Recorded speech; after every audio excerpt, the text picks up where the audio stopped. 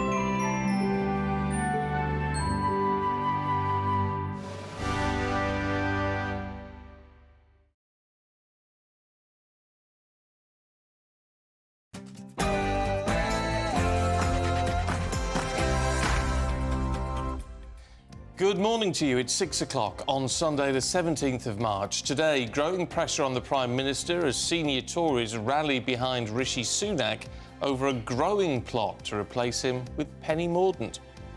It might be a predetermined outcome, but Russians will continue to head to the polls today. But after recent incidences, will there be more protests? A shocker weekend for the nation's supermarkets as Sainsbury's and Tesco both face huge tech issues. And there's a new exhibit at the Victoria and Albert Museum in London that has labelled Margaret Thatcher a villain. We're all going to be debating, is that really fair? Good morning. There was Six Nations heartache for England last night as they lost out to France late on in Lille. Wales, meanwhile, earned the dubious distinction of a first wooden spoon in 21 years. And on a day of high drama in the FA Cup, find out which manager had to apologise for goading a ball boy. After a wet start this morning, there'll be a bit more sunshine on offer this afternoon. Join me later for the full forecast with all the details. Good morning to you. I'm Stephen Dixon. And I'm Ann Diamond, and this is Breakfast on GB News.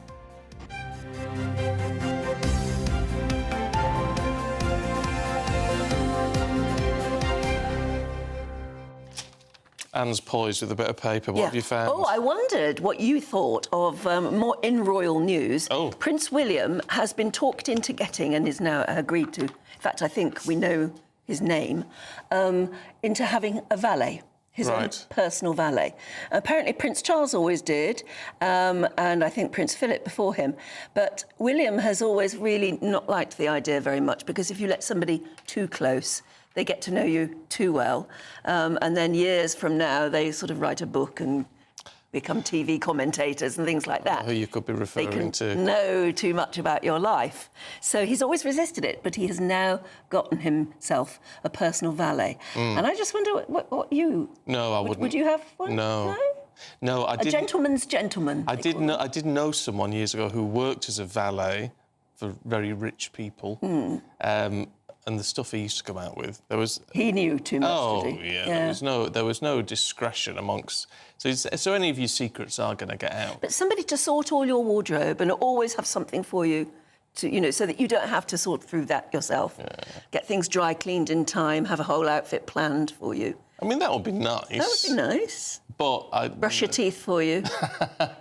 Well, that was always the thing, wasn't it? That was what they said about Prince Charles's valet. Yes, so he had his toothpaste applied to his brush and all that sort of thing ready for and it. various other personal requirements as well, apparently. Yeah, oh, yes. Very strange. I don't believe that. Would you? Well, that's what they used to do, didn't they? Did they? Yeah, they used to have... You all know what we're talking about. Valets, yeah, to do all sorts of amazing things for them. Very, very personal things. But you wouldn't want that, would you? No, I wouldn't want that at all, but I'd like somebody to just organise everything. Yeah. What are you laughing at? I'll do it for a very reasonable fee. Really? OK. I don't know. I just think it would be nice to have a valet. Yeah, it's not my cup of tea, I've got to be honest. No. All right. OK, all right. Well, how about if you want a valet, let us know. If you are a valet, let us know. Tell us your secrets. How about this? Oh. If the entire cooked length of instant noodles sold all over the world in a single year were laid out in a line, how far would it go? well beyond Pluto, apparently. What? I was going to say the moon. Well beyond Pluto. Well beyond Pluto. 3.8 billion miles, apparently. That's how much instant noodles we in the world eat. Because they are, I mean, they're hugely popular in China and they're Korea popular and here. that sort of thing. But, You can get a supermarket to deliver them to you. And King Charles's reign has been the soggiest on record and rainier than that of any of his predecessors since 1800. That's according to research by Reading University. I'm glad they're keeping some amazing facts. Yes, that's right. Well done, Reading. Yeah, amazing facts to just cling on to. Aren't Reading meant to be one of the top universities, Howard Group and all that sort of thing? Yeah, yeah. And that's what they're doing with their time. Well, you never know, do you? And the other thing is, of course, it's St Patrick's Day today. It is. So happy and St Patrick's we're marking it by wearing blue. Happy birthday to my youngest son. It's his birthday today. How old? Oh, come on, Well, no, Anne. it makes me feel terrible if I say it. Oh. No, you don't want to know. Is this Connor? See, that's why he's got an Irish name. Ah, there you go. Because he was born on St Patrick's Day. I don't know whether he'd want me to say, but he's older than he wants to be. And he's older than I want him to be, really, I suppose. Give over. Well, bear in mind, I was 50 a couple of weeks ago, and I'm my mother's baby. Do you feel different being 50? No. Well, Connor's not 30 yet, let me put it that way. Oh, well, God, there you go. It's my baby. Yes, he's still my baby. You just wait till your youngest is 50. And then...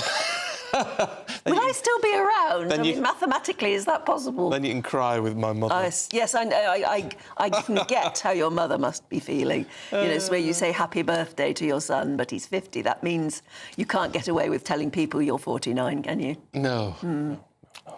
OK. She looks it, though. She looks it. What did you get? I wasn't here. What did you get for your birthday? Anything fabulous? Well, yes, my husband took me to Paris. Oh, that's rather fabulous. So we had a few days in Paris, which was lovely. Yes. Very, very, very nice. Yeah. Good. So it's nice. Loads of nice little bits and bobs. It was really nice. Well, if Very anyone pleasant. else is celebrating a St Patrick's Day birthday today, get in touch and we'll give you a shout-out. We'll wish you a happy birthday. We will. Mind you, if you're staying in bed looking at the Sunday papers, well, they are all awash this morning with speculation over Rishi Sunak's time as Prime Minister. Richie Tunick, I think. Rishi Sunak, it's all going very well. Rishi Sunak. Anyway, is he going to be Prime Minister much longer? Because there are fears in number 10 of a Penny Mordaunt ascendancy. Yeah, it's in the Telegraph today, and it's reporting that right-wing Tory MPs are using Penny Mordaunt as a stalking horse, a way to oust Rishi, using her as a ploy, if you like, to start a leadership contest and then put in their own candidate. So basically, she's not their number one candidate, but she would be somebody who might be influential enough to cause change. She wouldn't want to be a stalking horse. No, she wants to be the job. leader, yeah. However, senior Conservatives like Jacob Rees-Mogg and David Davis are rallying behind the PM, calling the idea mad and bonkers. David Davis said, I think all this Mordaunt stuff is put up by her enemies, not her friends. Which is an interesting point, actually, when you think about it. We're joined now by political commentator Jack Rowlett. And a very good morning to you, Jack. Yeah, I mean, do we believe any of this, or is this just the press going mad because there's a vacuum of real facts? Oh, I think the plot is real. Whether it's going to work or not is quite another question. I think the one thing people hate more at the moment than the Conservative Party is the Conservative Party when it's most divided. We know that their poll ratings, their approval ratings fall whenever there's all this infighting. Frankly, the Tory party had the opportunity to put Penny Mordaunt in place as leader if they wanted to 2 years ago. The so-called Tory right torpedoed our chances of becoming Prime Minister over the trans rights issue and instead decided to put forward its most visionless candidate in the form of Rishi Sunak and its weakest communicator and leader in the form of Liz Truss. I don't think this is going to work, even if they were to move forward with this coup, whether it's using Penny Mordaunt as a stalking horse or, as is being suggested, actually that the left and the right of the Tory party might be able to unite around her. I don't think it's going to change anything, really. The public have made their mind up, and actually the best thing for the Conservative Party to do, damage limitation, really, would be to do as David Davis, as Rees-Mogg are saying in today's papers, and to stick with Sunak. We know Sunak's hoping that this week there's going to be better news in the form of inflation figures, that he's going to be able to see off amendments to the Rwanda bill. So I think really the best thing to do is to stick with Rishi Sunak, hope the economy turns a corner, and hope that they can limit the scale of their losses to the Labour Party in the general election later this year. Because I just don't think the public are going to forgive a fourth prime minister in so many years. But this is where it falls apart a little bit for me, the idea of her being a stalking horse. Most stalking horses, when they arise, are people who know they're not going to get the job, don't particularly want the job, but they are there to perform a role, to get the ball rolling, if you like. Penny Mordaunt, she wants the job. She doesn't want to be a stalking horse. So if she's being set up as one, she won't be very happy. Yeah, I completely agree. I think everything we know about Penny Mordaunt suggests that that she wouldn't want to be a stalking horse, and certainly wouldn't want to be used in that way. And it certainly seems like the other major candidates here, Kemi Badenoch, doesn't want to move forward with a coup right now. That's certainly what is being suggested in today's papers. So it's kind of unclear who the actual candidate would be if Penny Mordaunt were the stalking horse. Although, of course, there is the suggestion as well that actually the party may just be able to unite around her. There's this rather bizarre suggestion in today's papers that they're going to lock all the Tory MPs in a room in the same way that they decide on a new pope. They're going to lock them all in a room and not let them out until they've decided on a new leader. Of course, popes these days tend to last rather a long time, and Tory leaders don't even seem to last till Christmas. So I'm not sure whether that method's going to work very well.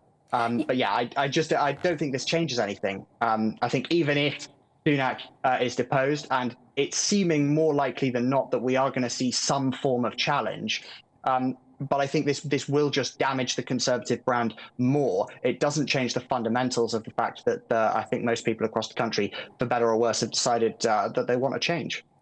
But when you have, day after day after day of these very damaging headlines about Rishi Sunak's hold on to power, as it were, in the end, it's like when you become the story, you just have to go, because the story is that nobody has any faith in him. That's the story, suggested anyway.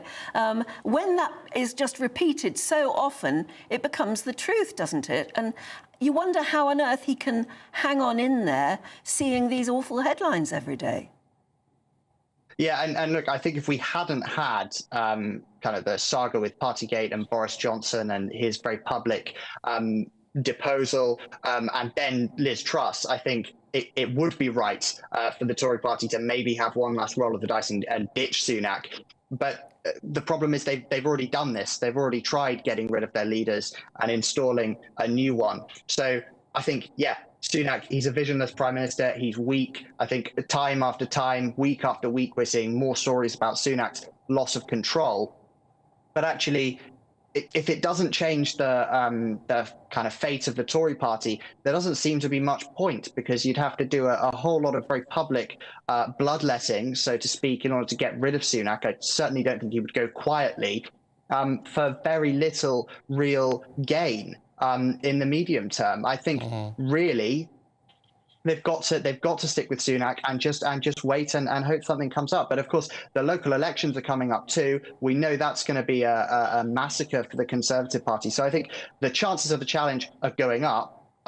The chances of a challenge succeeding in turning around the fate of the Tory Party are very low, though. Yeah, meanwhile, I mean, there's plenty of criticism about Keir Starmer and the uninspiring Labour Party at the minute, to be perfectly honest. And yet this is a blessing, isn't it? I mean, quite literally, all they have to do is sit back and say virtually nothing. Yeah, I mean, there's the old adage, isn't there, that oppositions don't win elections, governments lose them. And I think that's very, very true in this case.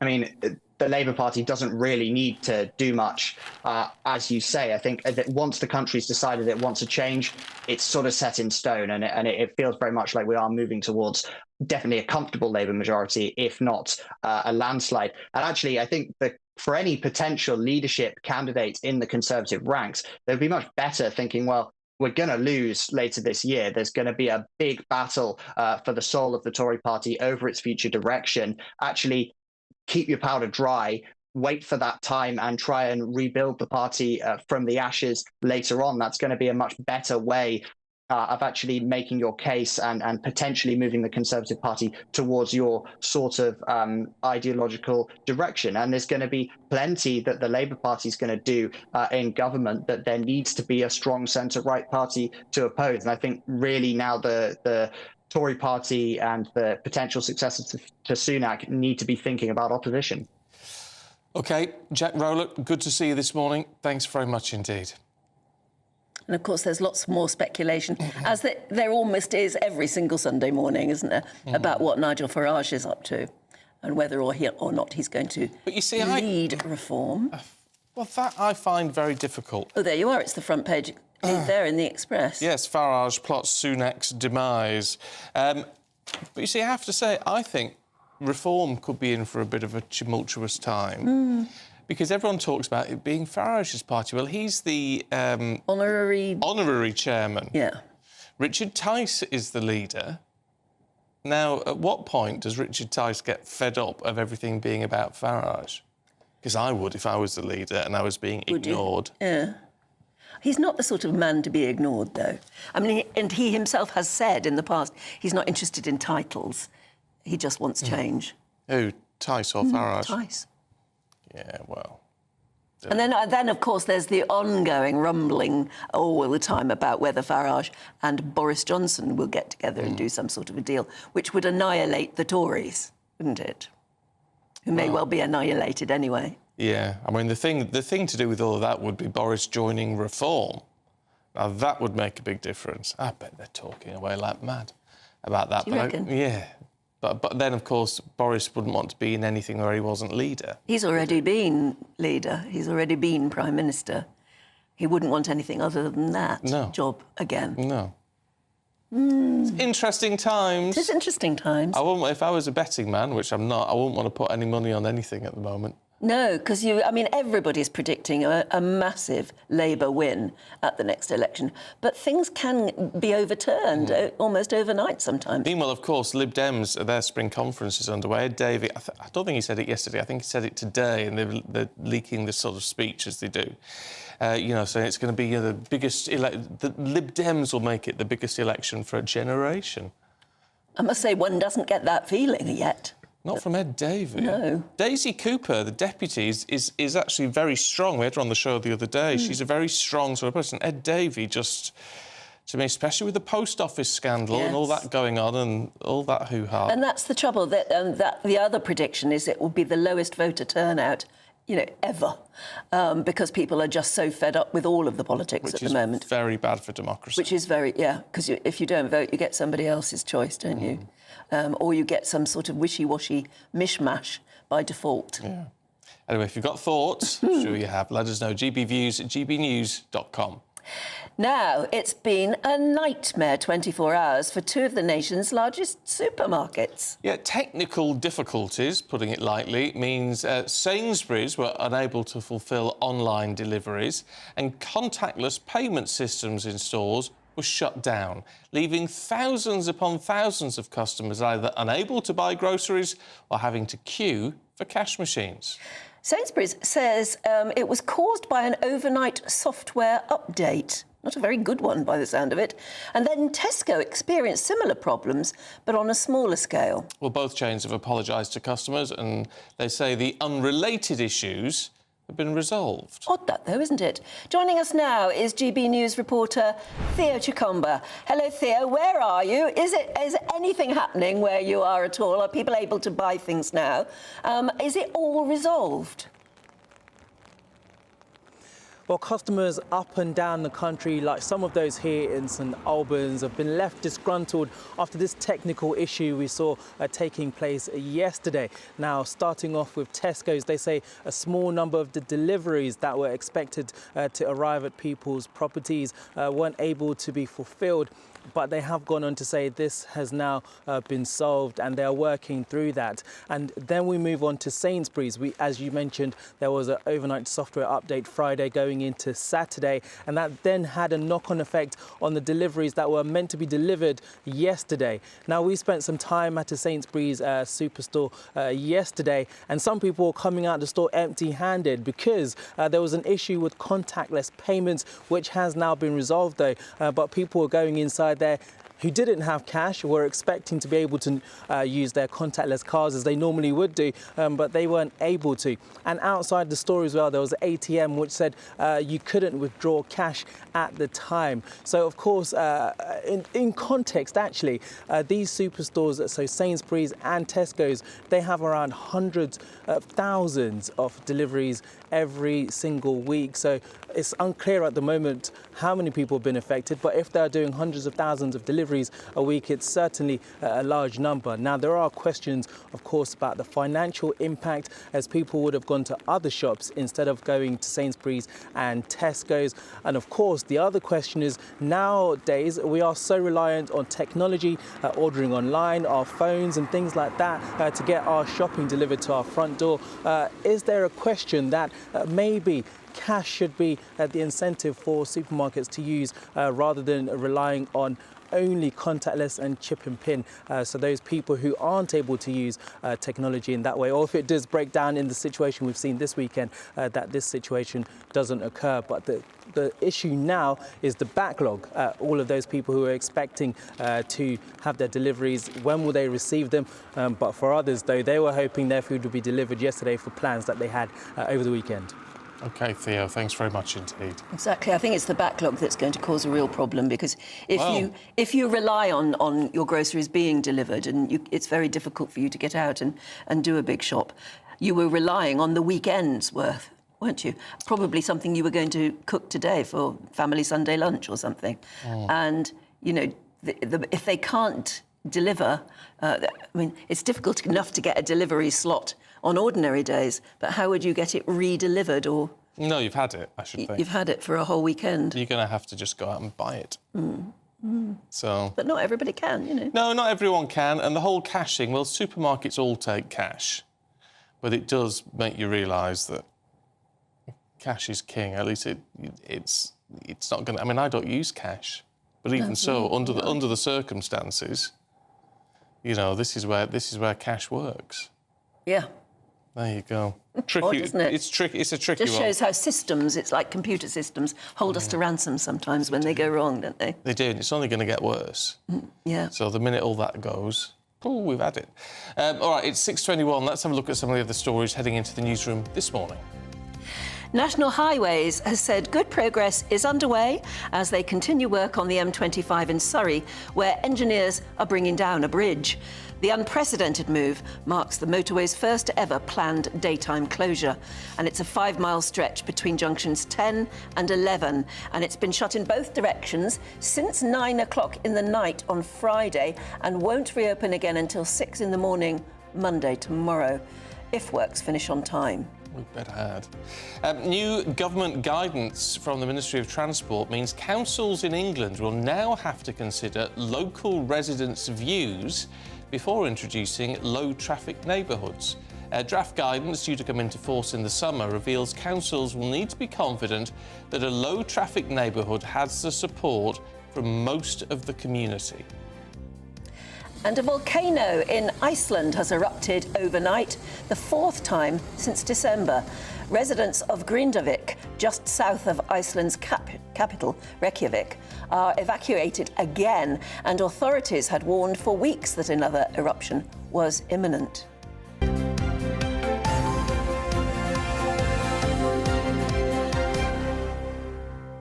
Very worried there as I was reading it out. What was coming up? Yes, that I might have to say the name of the volcano. Because even if I could remember it, I don't think I could say it. No. The low-traffic neighbourhoods thing is interesting, though, isn't it? It really is. Because councils are apparently kicking off about this, saying, well, you're interfering with local decisions.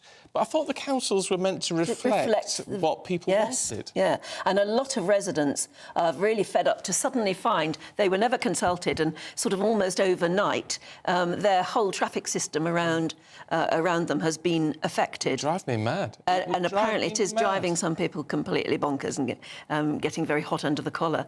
So, but if a council now has to take into account the residents' views, how? How do they do that? And at what stage do they say is it 80% of the local residents? Well, apparently there's got to be online consultations, but also face-to-face meetings. So it's up to you then to get involved, but they're going to have to notify you that there are consultations. Yeah, but at what point do they say, well, we're going ahead with it anyway? Does it have to be a 51% agreement, or 80%, or what if you're the one person, or there are just a few of you who would be very affected by an LTN and feel very strongly about it? At what point do they have to give in to your feelings? Yeah, I don't know. That I don't know. Apparently, they're also looking at 20-mile-an-hour bits, and to sort of say they should really only be with consultation, but only be around sort of schools and hospitals and all the rest of it. So the very opposite of what's happening in Wales. Yes, these low traffic and 20-mile-an-hour things sound good on paper, don't they, or look good on paper, but they have an incredible effect on the way traffic moves. Yeah, it's ridiculous. It's the whole physics of the way traffic moves around. So, a bit of common sense. Yeah. Common sense is good. What do you think? I mean, have you just had an LTN imposed on you? How do you feel about it? We'd love to know. gbviews at gbnews.com. Anyway, let's see what the weather's going to do for you today. Ellie Glazer has the details. A brighter outlook with Box Solar, sponsors of weather on GB News. Good morning, welcome to your latest GB News weather from the Met Office. So today has started quite cloudy and damp for some of us, but that will gradually be turning brighter as we head through the afternoon. The area of rain that we can see across much of England and Wales eventually pushes its way eastwards through the latter half of the morning, with some brighter spells developing behind. However, for Northern Ireland and for Scotland, it has been a bit of a drier and brighter start this morning. Plenty of sunshine around here, and through the afternoon, that sunshine developing more widely across England and Wales. We will see some showers bubbling up, and they could be heavy in places, but another really mild day, 16 or 17 degrees in the south. Through Sunday evening, any of those showers across much of England, Northern Ireland and in Scotland will gradually start to ease overnight, so turning a little drier for most of us by the end of Sunday. But another band of rain then pushes in from the west, spreading its way eastwards through the early hours of Monday morning. Away from this area of rain, though, it will be a cloud-free night, so under those clear skies, temperatures dropping down into the single figures, perhaps as low as 2 or 3 in some rural spots. Into the start of Monday, that band of rain pushes its way eastwards. It gradually starts to ease through the early hours of the morning, leaving quite a dry and bright start for most of us. Plenty of sunshine through the first part of the day. But for Northern Ireland, cloud does start to build, so turning much greyer as we head through the afternoon, with further outbreaks of rain pushing in from the west through Monday afternoon. But staying dry elsewhere, and with temperatures around 15 or 16 degrees, it'll be feeling very pleasant in that sunshine. That warm feeling inside from Boxed Boilers, sponsors of weather on GB News. So do you think spring is in the air? It is milder, although really horrible and dank and wet where I was this morning. Anyway, if spring is in the air, so is your chance to win a garden gadget package, a shopping spree and an incredible £12,345 in tax. In tax? In tax-free cash. A bit of a difference there. Yeah. Here's how you could enter. We've got cash, treats and a spring shopping spree to be won in a great British giveaway. You could win an amazing £12,345 in tax-free cash. Plus, there's a further £500 of shopping vouchers to spend at your favourite store. We'll also give you a gadget package to use in your garden this spring. That includes a games console, a pizza oven and a portable smart speaker, so you can listen to GB News on the go. For another chance to win the vouchers, the treats and £12,345 in tax-free cash, Text GB Win to 84902. Text costs £2 plus one standard network rate message. Or post your name and number to GB03 PO Box 8690 Derby DE1 9TT. UK only. Entrance must be 18 or over. Lines close at 5 p.m. on Friday the 29th of March. Full terms and privacy notice at gbnews.com/win. Please check the closing time if watching or listening on demand. Good luck. Right, we've got the sport heading your way in just a moment with Mr. McGee. Good morning. Good morning. Yeah, it was a thrilling day of Six Nations action. Everyone had to finish on the final day simultaneously. Ireland celebrating on St Patrick's Day, England suffering late heartache in France, and Wales picking up the wooden spoon. And find out which football manager was criticised for goading a ball boy. In fact, he was branded disgusting. More after the break. I'm Michelle Dewberry, and I'm not here to tell you what to think. I'd much rather hear what you have to say. So send in your opinions to gbviews@gbnews.com. Keep them clean, and you never know, I might read them out. With my panel here on Jubes & Co, we debate, we get stuck into the issues of the day on a show where all views are welcome, especially yours. GB News, the People's Channel, Britain's news channel. 2024, a battleground year. The year the nation decides. As the parties gear up their campaigns for the next general election. Who will be left standing when the British people make one of the biggest decisions of their lives? Who will rise? And who will fall? Let's find out together. For every moment, the highs, the lows, the twists and turns. We'll be with you for every step of this journey. In 2024, GB News is Britain's election channel. Big news, big debates, big opinion. Patrick Christie's Tonight is the week's biggest show. Every weekday, 9 to 11 p.m, we've got the inside track on the day's top stories. There'll be sharp takes you won't get anywhere else. We will set the news agenda, not just follow it, and I want to bring you along for the ride. Whatever it is, we'll have our finger on the pulse. It's news, but it's this close to entertainment. Patrick Christie's Tonight, 9 to 11 p.m, only on GB News, the People's Channel, Britain's news channel. GB News is the home of free speech. We were created to champion it, and we deliver it day in, day out. Free speech allows us all to explore and debate openly the issues most important to us, our families, and of course, the British people. Having challenging conversations to enlighten each other. Which is why we hear all sides of the argument. We are the People's Channel. We will always stand by the freedom to express yourself. On TV, radio, and online. This is GB News, Britain's news channel.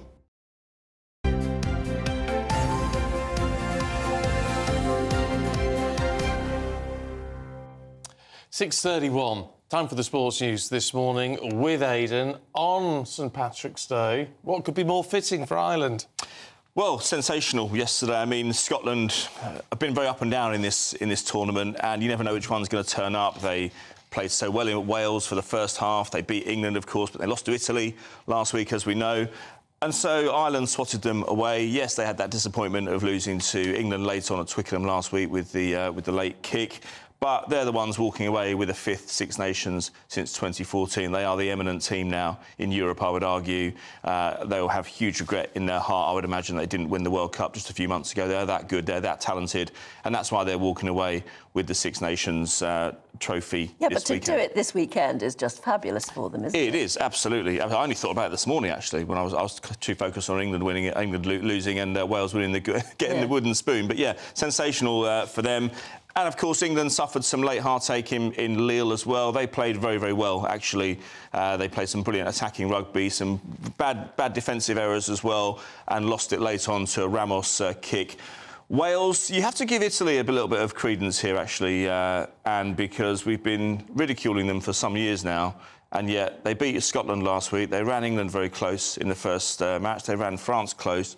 And yesterday, of course, they beat Wales to leave Wales with their first wooden spoon in 21 years. I mean, Wales won this tournament 2 years ago. That's how much of a fall from grace they have. And yes, it comes and goes and it ebbs and flows, and you get teams that it's not quite as predictable as some sports where the same two teams win it all the time. It does get passed around a fair bit. The unpredictability of it makes it more exciting. Yeah, and it's good.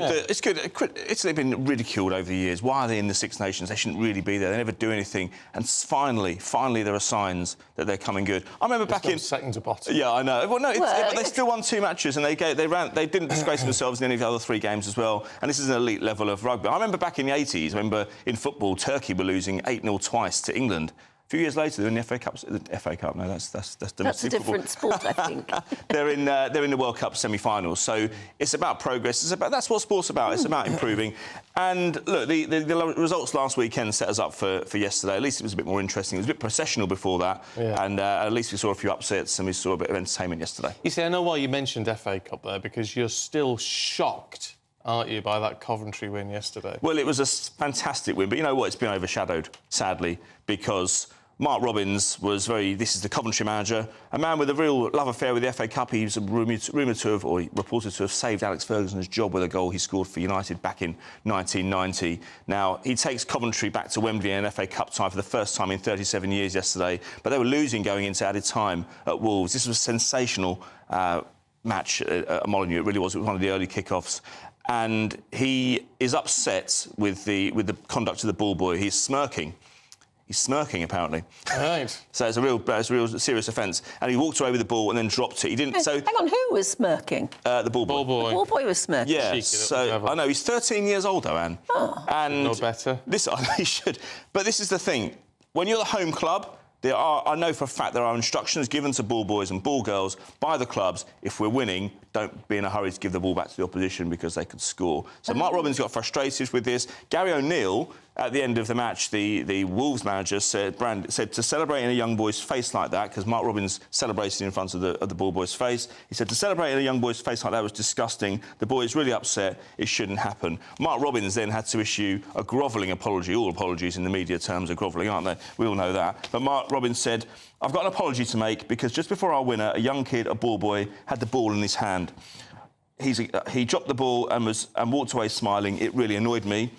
And he said, "But he's a kid. I've reacted. We've scored a goal and I've celebrated in front of him. I apologise. I don't show emotion very often in football, but this is what the FA Cup does to you." Well, what a lot of fuss. I think it's a lot of fuss. Do you think so? Yeah. You can't. Grow up, everybody. It's a blinking game. I know. And that's only 13. Well, that's what I mean. I just look. Everybody gets caught up in the excitement. Mark Robins is in his 50s. Excuse me, like Stephen. So the ball was all right. The ball boy had dropped the ball at Robins' feet, believing that the Wolves had won.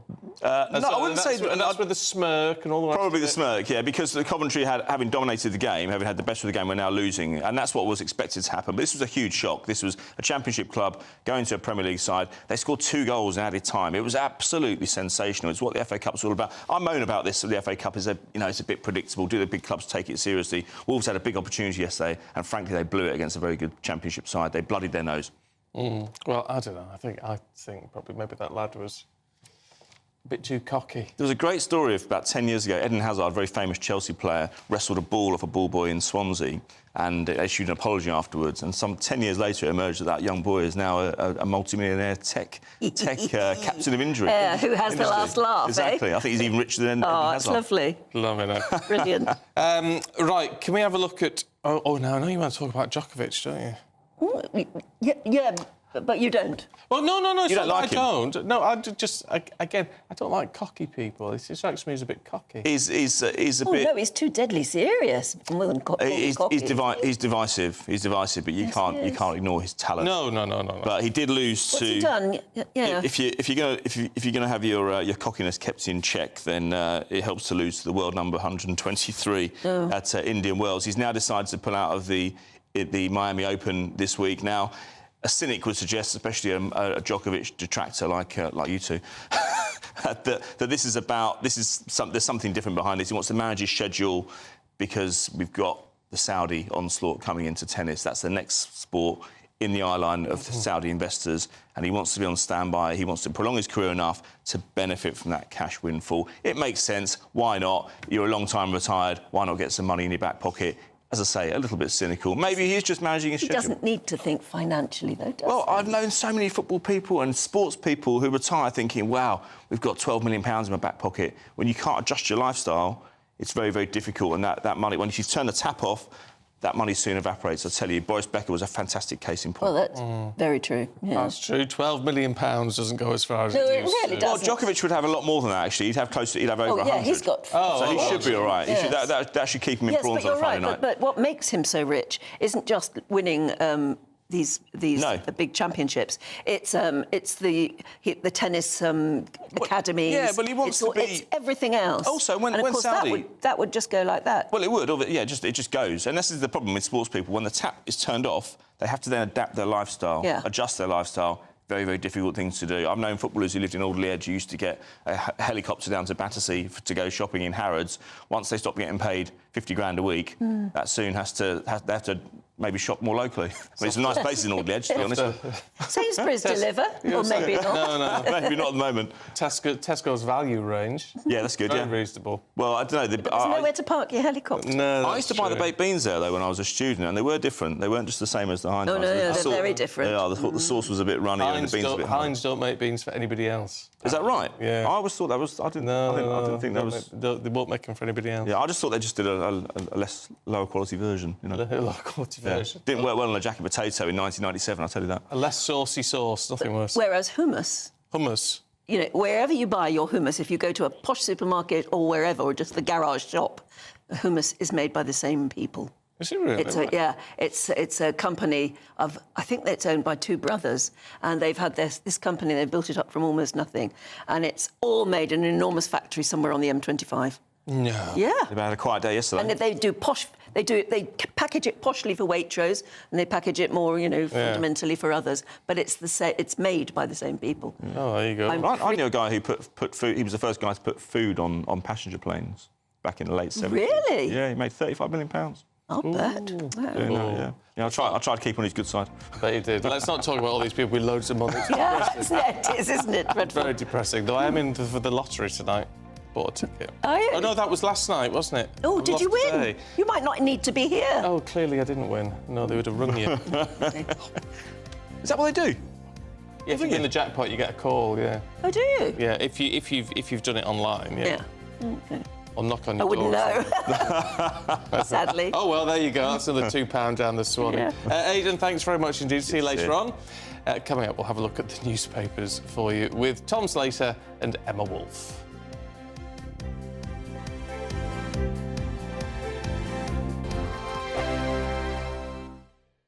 Nana Queer, weekends from 3 p.m. So after his mad dash to see his father last week, Prince Harry predictably went on TV to talk about it. He gave his first interview to Good Morning America, whilst apparently being filmed by a crew that were doing a documentary on the Invictus Games. He didn't disclose his father's diagnosis, but frankly, even the fact that he was on TV talking about it was concerning. No wonder they're keeping him at arm's length. This is what he said. How did you get the news that the King was ill? I spoke to him. And what did you do next? I jumped on a plane and went to go and see him as soon as I could. How was that visit for you emotionally? Look, I love my family. The fact that I was able to get on a plane and go and see him and spend any time with him, I'm grateful for that. An illness in the family can have a galvanizing or sort of reunifying effect for a family. Absolutely. Is that possible in this case? Yeah, I'm sure. Throughout all these families, I see it on a day-to-day basis. The strength of the family unit coming together. He also said that he loves his family, but then he said that he had his own family in America. So which family does he love? The late Queen's last few years of life were marred with accusations of racism, which Harry later backtracked on, claiming that they hadn't actually used the word, so inadvertently admitting to gaslighting us all. But the Sussex's stock is falling in the States, and the only thing that makes them interesting is their proximity to the royal family. And now the King is ill, Harry has even offered to muck in and take on official duties to help his father. Look, I want to see reconciliation and love and joy, But I'm afraid Meghan has yet to even speak to her father, as far as we know. And Harry didn't apparently even reach out to his brother. Whilst his dad might fall for it, I doubt William will be as soft. Good luck with that, Harry.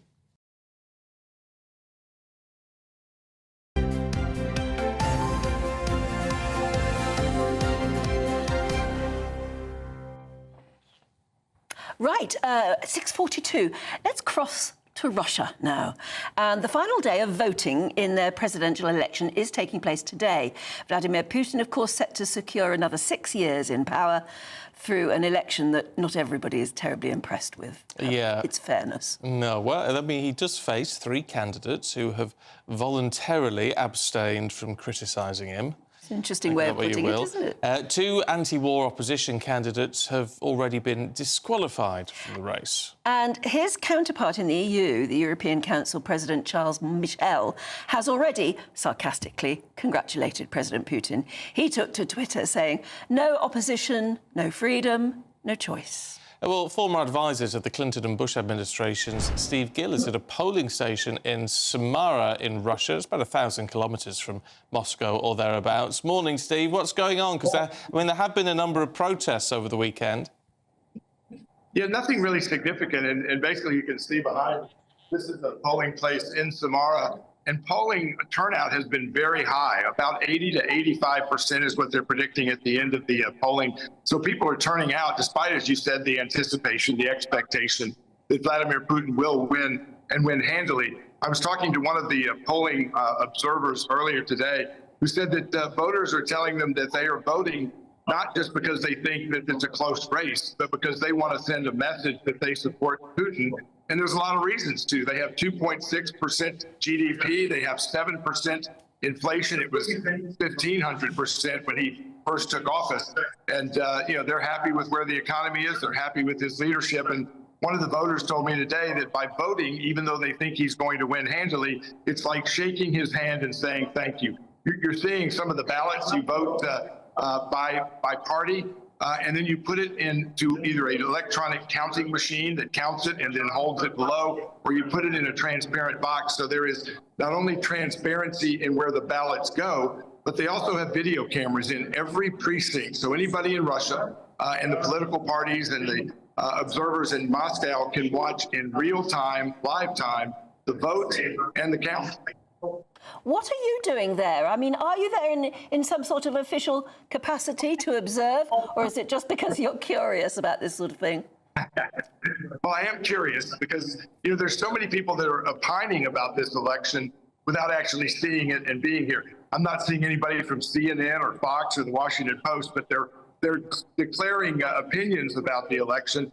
I'm one of about 100 international election observers. They're in our group of 10. There's a woman from Bulgaria. There are 3 from Venezuela. There's another American.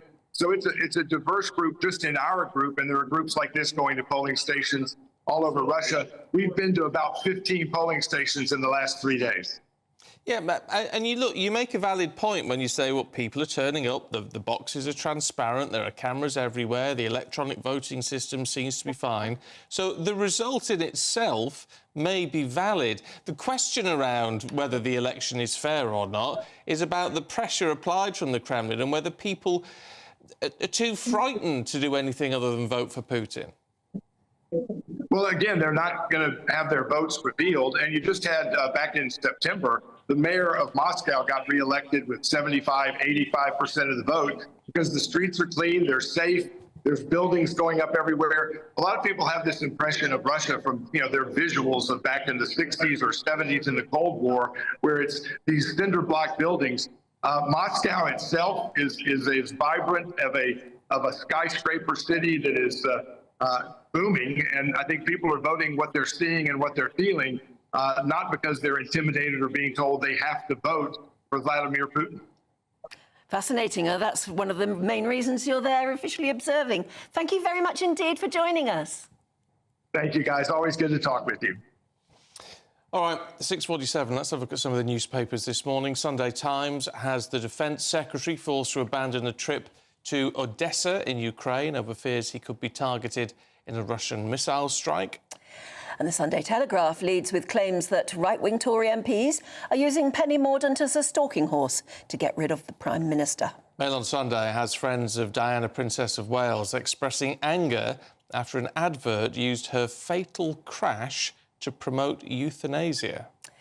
And Nigel Farage plots Sunak's demise is the headline on the front of the Sunday Express. All right, let's see what Emma Wolfe, the writer and journalist Tom Slater, make of all of this. Morning to you both. Morning. Just very briefly, what did you make of the Russia thing? You know, Moscow's lovely, everyone's I was going to happy. say, it sounds better than the UK. I wanted to move there suddenly. Things are happening, buildings are being built. I mean, look, we know it's not much of a contest. In fact, it's anything but. And the fact that the three opponents are kind of not refraining from criticising him, it's clear that Putin is rubber-stamping his next 6 years, isn't he? Yeah. But, yeah, really good to hear from that guy. To get that kind of footage on the ground where what are the polling stations actually like? People aren't being forcibly marched into them in handcuffs. No, but when there's only one real candidate to vote for, I know, but you don't need to, do I you? agree with you, but we have our opinions of what we think, and it's actually good to hear what it's actually... And I suppose when the biggest issue really confronting the country is the war, and the fact that you can be locked up almost instantly for protesting that war gives you a bit of a sense of how much a thumb on the Well, and scale. we've literally seen people who've been brave enough to do that. Absolutely. To protest, and we don't know what's happened to them. But, yes, they're very brave to do it. Right, Tom, talking about leaderships. In the front of the Observer this morning, they're talking about the plot to replace Rishi Sunak. Yes, of course, you've been talking about it all morning. The plan supposedly cooked up by right-wing Tory MPs in conversation with moderates to install Penny Mordaunt either as a stalking horse or as a caretaker. Different clichés have been recycled this morning. What if this plan is real? It would be one to try and not probably win the next election, but just sort of stem the bleeding. It's not obvious to me that Rishi Sunak can do particularly well as Tory leader at the next election, but I don't think any Tory leader could do very well at the next election. The damage is already done. It's not entirely clear to me that this plot is particularly credible. I mean, if the plan was to get Penny Mordaunt on side, a string of headlines saying that she's basically just going to be their puppet is probably not going to endear her to that particular plan. No. And it has been shot down even by some quite prominent allies of hers, David Davis being one. So I'm not sure if this is something to be taken completely seriously, but it's an indication of the mood in the Conservative Party at the moment, which is they've finally realised, probably about at least 6 months after everyone else in the country has, that they're toast and they are just thrashing around looking for any possible way to try and... So why the heck don't they just call an election now and just, you know, get it over and done with and then start to rebuild, yes, maybe in opposition? Well, why not? Well, June isn't ruled out. May is obviously ruled out now. The front page of the Mail on Sunday has this devastating poll for the Tories, but as Tom says, I mean, most of us knew this 6 months ago. Penny Mordaunt, a kind of empty vessel that they can put... But who wants to lead their party, you know, and into certain defeat? Why don't they get it over with now, Anne? Well, actually, I think a lot of ministers are quite keen on having another 6 months of salary, of drivers... Do you really think it's that cynical? I think when you are facing defeat, when you are facing the fact that you will not be in power, things like that actually are relevant. I think... What benefit do they get? I mean, there are other things. There are whether small boat crossings go up massively over the summer, whether it's better now than, you know, the other side of the summer, that kind of stuff, whether we want to clash with November and the US elections and all of that. But I think also the practicalities. You know, do you really want to vote yourself out to make yourself jobless, unemployed in the next couple of months, or do you want to wait until the autumn? I suppose it's a fair point in a way. I suppose it is, yeah. And I suppose the other thing is, given the dire state of the economy, the idea of the Tories going to an election in a situation where Labour could say we're technically in a recession or anything like that seems like a bit of a non-starter. I think it is just that desire to say, hopefully something will turn up. Anything will turn up to try and shift the dial. I mean, that gives an indication of how bad things are, but it's an understandable calculation, I suppose, at this point, because surely it can't get any more dire than this. But we have said that before, where the Tories are concerned. The current Defence Secretary, Grant Shapps, he's made the headlines a fair bit over the last couple of days. Yeah, well, he was the other day calling for 3% to be spent on defence. So this was, I think, the 6th of March. I can't establish exactly. I think it was the 6th or 7th of March. He was on a 3-day visit to Ukraine with his officials. And it was just the day after...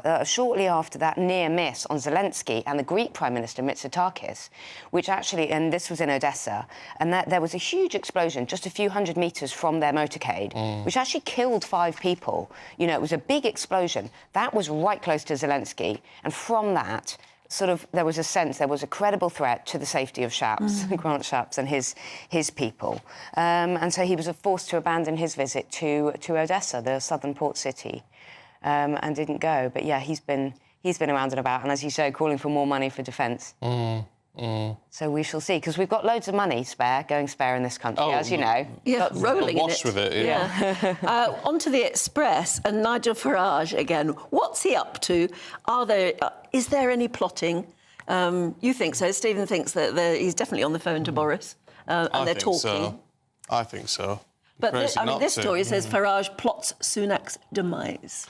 It's the kind of perennial will he, won't he come back to frontline politics, which has been going on for quite some time now. And it's a combination of things, isn't it? Because Reform are doing very well, relatively speaking. Of course, they're on about 12% of the polls, roughly speaking. They have now just got their first MP in the form of Lee Anderson, which will be a very significant kind of boost to them in terms of their ability to cut through on the media and things like this. And they are clearly benefiting from the demoralisation of the Tory vote, the sense of what was the point. We voted for a kind of Brexity Boris Johnson figure, and we've ended up with this sort of slick technocrat who doesn't set anyone's pulses racing.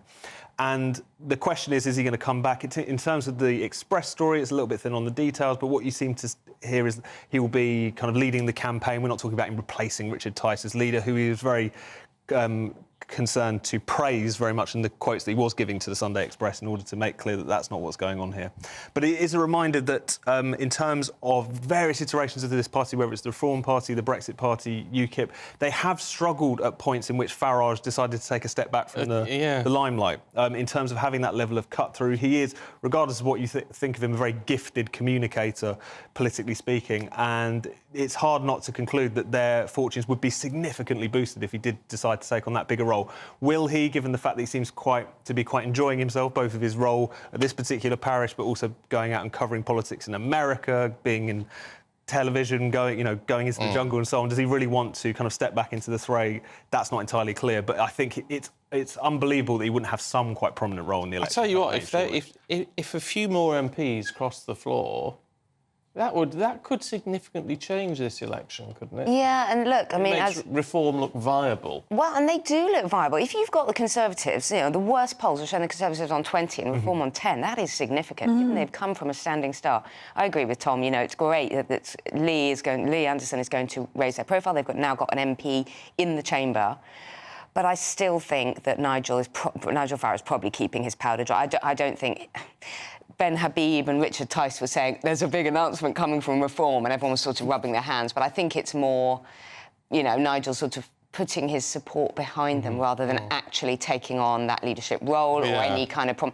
I think he wants to wait and see how the next election shakes out. Well, don't we all? Emma, Tom, thank you very much indeed. Here's your weather. A brighter outlook with Box Solar, sponsors of weather on GB News. Good morning, welcome to your latest GB News weather from the Met Office. So today has started quite cloudy and damp for some of us, but that will gradually be turning brighter as we head through the afternoon. The area of rain that we can see across much of England and Wales eventually pushes its way eastwards through the latter half of the morning, with some brighter spells developing behind. However, for Northern Ireland and for Scotland, it has been a bit of a drier and brighter start this morning. Plenty of sunshine around here, and through the afternoon, that sunshine developing more widely across England and Wales. We will see some showers bubbling up, and they could be heavy in places, but another really mild day, 16 or 17 degrees in the south. Through Sunday evening, any of those showers across much of England, Northern Ireland and in Scotland will gradually start to ease overnight, so turning a little drier for most of us by the end of Sunday. But another band of rain then pushes in from the west, spreading its way eastwards through the early hours of Monday morning. Away from this area of rain, though, it will be a cloud-free night, so under those clear skies, temperatures dropping down into the single figures, perhaps as low as 2 or 3 in some rural spots. Into the start of Monday, that band of rain pushes its way eastwards. It gradually starts to ease through the early hours of the morning, leaving quite a dry and bright start for most of us. Plenty of sunshine through the first part of the day. But for Northern Ireland, cloud does start to build, so turning much greyer as we head through the afternoon, with further outbreaks of rain pushing in from the west through Monday afternoon, but staying dry elsewhere. And with temperatures around 15 or 16 degrees, it'll be feeling very pleasant in that sunshine. Looks like things are heating up. Boxed Boilers, sponsors of weather on GB News. Join me, Camilla Tominey, from 9:30 on Sunday morning when I'll be joined by Transport Secretary Mark Harper. I'll try to find out whether the Tory party plans to give back that £10 million donation from Frank Hester after the racism row that has engulfed them this week. I'll also be speaking to Labour's Jonathan Ashworth to find out what the party plans to do about tax and spend.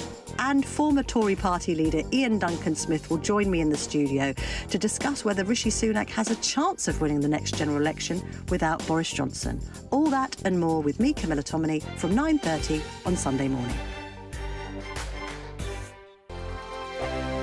We've got cash, treats and a spring shopping spree to be won in a great British giveaway. You could win an amazing £12,345 in tax-free cash. Plus, there's a further £500 of shopping vouchers to spend at your favourite store. We'll also give you a gadget package to use in your garden this spring. That includes a games console, a pizza oven and a portable smart speaker, so you can listen to GB News on the go. For another chance to win the vouchers, the treats and £12,345 in tax-free cash, text GBWIN to 84902. Text costs £2 plus one standard network rate message. Or post your name and number to GB03 PO Box 8690 Derby DE1 9TT. UK only. Entrance must be 18 or over. Lines close at 5 p.m. on Friday the 29th of March. Full terms and privacy notice at gbnews.com/win. Please check the closing time if watching or listening on demand. Good luck.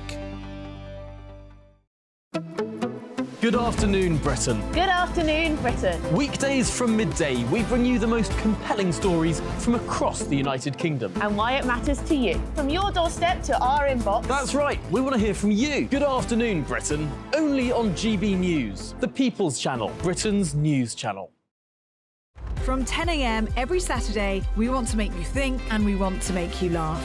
So we will give you all the top stories. Now we start with a story that has shocked the nation this week. But we're also going to make it light and fun and bring some entertainment in to make your Saturday morning nice and restful. Only on GB News, Britain's news channel. Your weekend starts here with Friday Night Live with me, Mark Dolan, 8 till 9 on GB News. Big stories, big guests and big laughs as we get you ready for a cracking weekend. That's Friday Night Live with Mark Dolan. Fridays 8 till 9 on GB News. Bring your own drinks. The admission's free.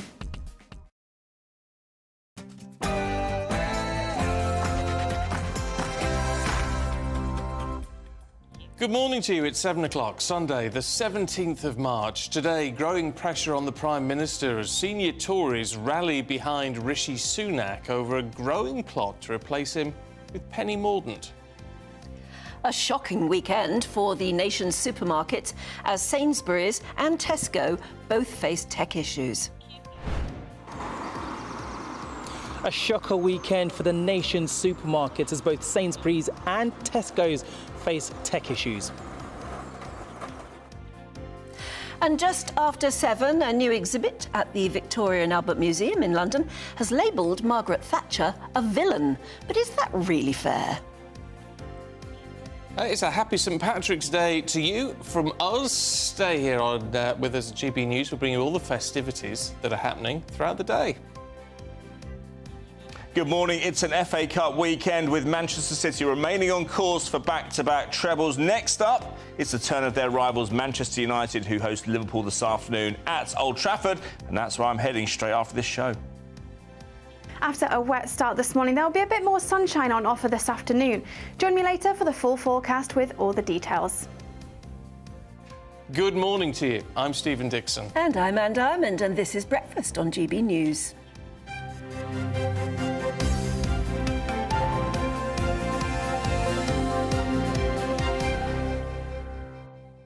I noticed today on the front of the Sunday People, I don't know if the birthday is actually today or whether it's just this weekend or something. Diana Ross. Yeah. 80. 80. Wow. How is that possible? I know. I mean, she's always been an amazing person because she's looked incredible throughout her whole life and career. But she's got 6 children. I think all sons, hasn't she? Has she? I don't Yeah, know. 6. I mean, I used to look at her and think, mother of 6, that's not fair. Oh, you got more. Well, exactly. No, I don't want more. I'm just, she sets the bar so high. I see. If you're meant to look that glamorous and you're a mother of something like 6, you want to... Oh, no, that's in the magazine, and they don't give us the magazine. No, I haven't got the magazine. But she is absolutely incredible, Diana Ross. I tell to you look that good and be a very active mother, apart from anything else. But I tell you what, it goes to show you, and that's that age is changing. Yes. I mean, it's starting to change quite rapidly now, I think. I mean, they're talking about people who are born now could live till they're 120, 130, sort of quite normally. But, I mean, are you happy with that? I mean, obviously, we all want to live healthy and fulfilled lives for as long as possible, I would have thought. But when we all have to accept that we're probably going to work into our 80s, that is actually completely acceptable and almost common. But would be fit. 90s? But would be fitter then. I mean, the whole point is you'd have to be much fitter and better and all the rest of it. But yeah, you would be starting a career at 20 or thereabouts and going for the next 80 years, maybe. Having 30 years of retirement. And the point is you're going to be expected to as well, isn't it? And I wonder if that's a bit stressful, thinking, I think people of my age group already are talking about, I'm going to have to work until I'm 80. And who was it we were talking to from the plumbers? Charlie Mullins. Charlie Mullins, yeah. He's 71. I know. But he said he knows people in their 80s who are constantly working, and he said he had a driver who was 90. Or car washer. That's right, something like that. Car washer who's 90. Yeah. So, I mean, do you... as you're sitting and watching us now, hopefully, you're lovely and comfortable in bed and your husband's just brought you a nice cup of tea, or something like that. But, as you look at us, do you think I'm going to have to keep going into work until I'm 80 or 90? Yeah. And then how on earth do we as a society afford for anyone ever to be able to retire, especially if they're going to live till 120? Yeah, I know. It's unsustainable, isn't it? We need to reassess things. But it's an interesting concept. Yeah, all right. At least you can still keep making great music when you're 80 like that. Well, isn't that... Look, yes, OK, she's got 5 children. I was just going to read out their names, but I've lost it now. Yeah. But 5... Yeah, here we are. Tracy Ellis Rose, Evan Ross, Rhonda Ross, Chudney Ross, Ross Nace and Kendrick. She could have done with a bit of assistance. Maybe she's had several spouses. Yes, exactly. Anyway, but she's still... I mean, she was headlining at Glastonbury not so long ago, wasn't she? That is amazing, though. Happy birthday, Diana Ross. Wow, you look good. But you set the bar far too high, if you are in bed lazing about and having a swish through the Sunday papers this morning, you will have noticed they are awash with speculation over the Prime Minister's time. Has he got much time left? As there are moves, talks, speculation about a Penny Mordaunt ascendancy. And in the Telegraph today, it's been reported right-wing Tory MPs are using Penny Mordaunt, or at least they're planning to, as a stalking horse, a way of getting rid of Rishi and using her as a ploy to start a leadership contest when they will then insert their own real candidate. See, that's where it falls apart for me, because she is someone... She is the real candidate, isn't she? Yes, she is the real candidate. And she's been working over the last few months, walking the corridors of power, seeing how much support she's got out there. So she won't want to be a walking horse. A stalking horse. No, she won't. She really won't. No, she wants to be the real candidate, doesn't she? The real candidate. But probably, you would imagine, after the election. It will be what they're thinking. So that's... And a change of leadership now? Crackers. Isn't it? Doesn't that guarantee oblivion at the polls? Well, senior Conservative MPs like Jacob Rees-Mogg and David Davis are saying just that, really. They're rallying behind the PM. They call the idea of a change at the top mad and bonkers. David Davis says, I think all this Mordaunt stuff is put up by her enemies and not her friends. Well, we'll be talking more about this, obviously, throughout this morning. However, if you're waiting for your groceries, you might have a long wait, because so far it's been an absolute nightmare weekend for two of the nation's largest supermarkets. Yeah, there have been tech difficulties, and a number of them, actually, which have meant Sainsbury's couldn't deliver online orders, but the contactless payment systems in stores also shut down. So that left thousands of people queuing, unable to buy the groceries, or indeed going outside and then queuing for cash machines. And Sainsbury's says it was caused by an overnight software update. Tesco, though, experienced similar problems, but on a smaller scale. Yeah, well, not surprisingly, both chains have apologised to customers, and they say the issues have been resolved, but have they? Let's find out from Theo Chikomba, who's outside a Tesco Express for us in St Albans. Morning, Theo. Yeah, well, as you've been mentioning, hundreds or even thousands of customers across the country have been left disgruntled following the tech issues that Sainsbury's and Tesco have been experiencing this weekend. Now, let's start with Tesco. They are dealing with a slightly smaller problem. They've said in their statement that a small number of deliveries weren't able to be fulfilled across the weekend yesterday, mainly because of the tech issue that they experienced yesterday. And then we go on to Sainsbury's, who were doing an overnight software update, and that of course caused a disruption to the online orders that had been made and were due to be delivered yesterday. So people ended up going into shops, but again there was an issue there with contactless payments. People coming out of the store when we were in South London, and they were saying we went in there, wanted to pay, but we couldn't use our contactless payment method. And of course the ATM outside as well was having issues at the time, but Sainsbury's have gone on to say that has now been resolved. Now, of course, many people rely on deliveries, particularly on the weekend. Saturday is a big shopping day, as most people will be off work, as they would have been busy during the week, and they would have been preparing for meals, maybe having visitors, or maybe just having food for themselves, and they weren't able to have that yesterday. And of course, both Sainsbury's and Tesco have apologised for the inconvenience caused, and they're hoping that problem is going to be solved today and tomorrow, as well as those people who are expecting deliveries can hopefully get them in the next 24 hours, and of course today as well. But there are questions now about the scale of this, the financial implications of this, and how this will cause these supermarkets to think about cash. Should cash be more incentivised for customers to come in and use it, as a lot of people now rely on using contactless payments. So when we do see situations like this, that people can still have access to cash. But of course, going forward, it is that backlog as well for those people who will be hoping to get their deliveries. But of course, we'll be hoping to speak to some customers as people begin to wake up, as it's still early, very early on a Sunday morning. Theo, thanks very much indeed. Now, if that's not controversial enough, how about low traffic neighbourhoods? Drive so many people bonkers, though some people like them, has to be said. But they are a pain to many drivers. It could now be a problem for councils, but new framework from the Department of Transport is making sure that people will have a say on whether LTNs are introduced. So councils are going to have to really find out whether residents in an area actually want them or not. Let's talk to former racing driver and motoring journalist Amanda Stretton. Amanda, good to see you, as always, this morning.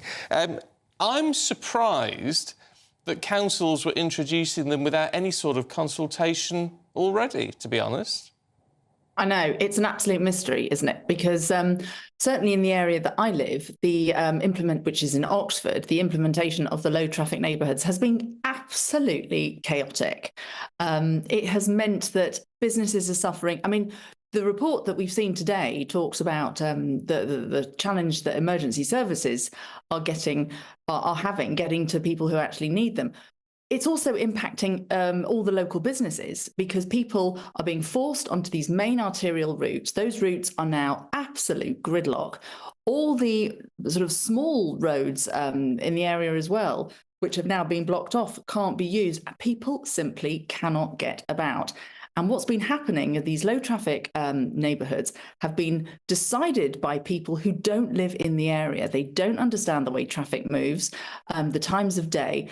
And it has therefore just led to absolute chaos. So it makes perfect sense that if these schemes are going to be introduced, they're actually introduced with the support of the people who it's going to affect. Well, and that's going to be problematic, don't you think? Because once everybody has talked it, discussed it, and maybe consulted other LTN areas, most residents are not going to want it in their backyard. Well, I mean, you're never going to get 100% consensus on anything. I mean, I think we all know that that's going to be the case, but it has to be looked at in balance. And I think you've got to understand, you know, if the vast majority of people are rejecting the proposal of a scheme that's due to be implemented, you've really got to question the viability and the sense in doing so. Now, there is no question that we've got a clean air problem, and these low traffic neighbourhoods are part of the solution to solve that. But the problem is air moves. So if the arterial routes going into a town are just even more congested than they would be, cars are sat idling with their engines running, it's actually the problem isn't going away, it's just being moved into a different road, and of course the air moves. So actually it's not benefiting anybody. We want to encourage people to cycle, absolutely, but actually by causing these huge congested blocks, these arteries, I really don't think that that's necessarily the way forward. And then you just have to look at the penalty charge notices, because these in some cases can be significant. They're around 36,000 on average in areas where these LTNs have been implemented, and as many as 170,000. I think that goes to show that it's not been well thought out, and people are really being forced with no choice. Why are we having this conversation, Amanda? Because anyone with any... Good question. Well, yeah, because anyone with any common sense would have looked at this from day one and gone, this isn't going to work. This isn't the right idea. The idea was to reduce, as the name suggests, these low traffic neighbourhoods, to encourage people to cycle, walk, and all the other road users to safely use the roads. The problem is we have too many cars, too many people, and our towns, which are basically designed on medieval principles, because many of them are, with these main arterial routes going in and out, simply don't work any other way. If you want to have a town that is totally car-free, well, then that's great. That'll be fine. But if you actually have businesses in towns who rely on people being able to drive in and drive out, it's going to be a struggle, because people need to get to where they want to go. So they're now, as I say, being forced onto these main arterial roads in and out. Oxford is absolute gridlock most of the time. Absolutely. Amanda, can I ask you something that's obviously about motoring, but nothing to do with that?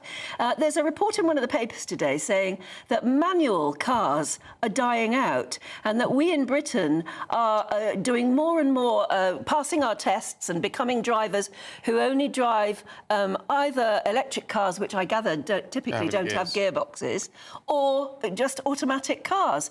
We're, in fact, you know, learning how to do the stick shift and everything, as they call it, is dying out. Is that a problem? Well, is it a problem? It really depends on which end of the telescope you're looking at the problem. I mean, what's happening is we are seeing many, many more young people learning how to drive in automatics. That's because they're looking ahead and they're saying, well, in the future, I'm only going to be driving an electric vehicle. And as you correctly said, electric vehicles don't have manual gearboxes. So therefore, they're looking at what lies ahead, and they're saying, well, I only need to learn to drive an automatic. The downside of that is there are going to still be many countries which don't have the same implementation of EVs as we have here. So perhaps if you're hiring a car abroad, you may have a problem there as well. Learning to drive in a manual can be more complicated. Obviously, you've got more. There's more to learn. So the lessons, you potentially could need more lessons driving in a manual car, which of course adds some extra cost as well. So I think this is a sort of general shift, because people are looking ahead at what the future's going to look like in terms of mobility, and saying, well, why do I need to drive a manual? I mean, that doesn't go anywhere to say the joy of driving old cars, which of course are all manual, which I can wax lyrical about for a long time, but there we go. Yeah. Okay, and racing Amanda, good to see you. as well. Thanks very much indeed. I have to say, I mean, I haven't driven a manual for a long time. No, I haven't. No. And when my boys learned to drive, I said to all of them, there's no point in learning how to do a gear shift car or whatever. But they still did, actually. Yeah. They still did that test. But is there really a point? Or, I mean, I don't know, people like Amanda, they enjoy the control it gives you over a car. But when you think of the average kid now who's probably spent far too many years, doing computer games and things, they already know how to drive. It's just a question of, doing the test, the highway code and everything. Yeah. Is it silly to continue this dependency we have on gearbox cars? I think if I was learning now, I think I'd still want to do a manual car. Why? Just in case. Just in case. And I do like driving a manual, but you see, day to day now, I just don't do it. Because automatics are so... Especially if you... It doesn't apply to me now where I live now, but when I lived in London, the driving from across London to go to work was so much less stressful in an automatic. Absolutely. Otherwise, you are constantly going from first to second, back to first, all the rest of it, yes. Absolutely ridiculous. But, I mean, in America, they just don't think about it. No, they just don't have manuals. They just don't. They think... the occasional little British sports car they might buy as a quirky thing with a stick shift, but no, they don't bother. They're not... And it doesn't stop them being successful and... No. Doing everything they want to do. So there you go. I don't know. You've always got your flappy paddles if you want to change gear yourself.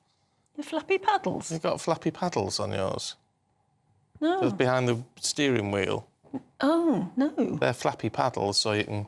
Well, Jeremy Clarkson... Clarkson... I've got an automatic. I've always driven an automatic. I haven't got flappy paddles. Haven't you?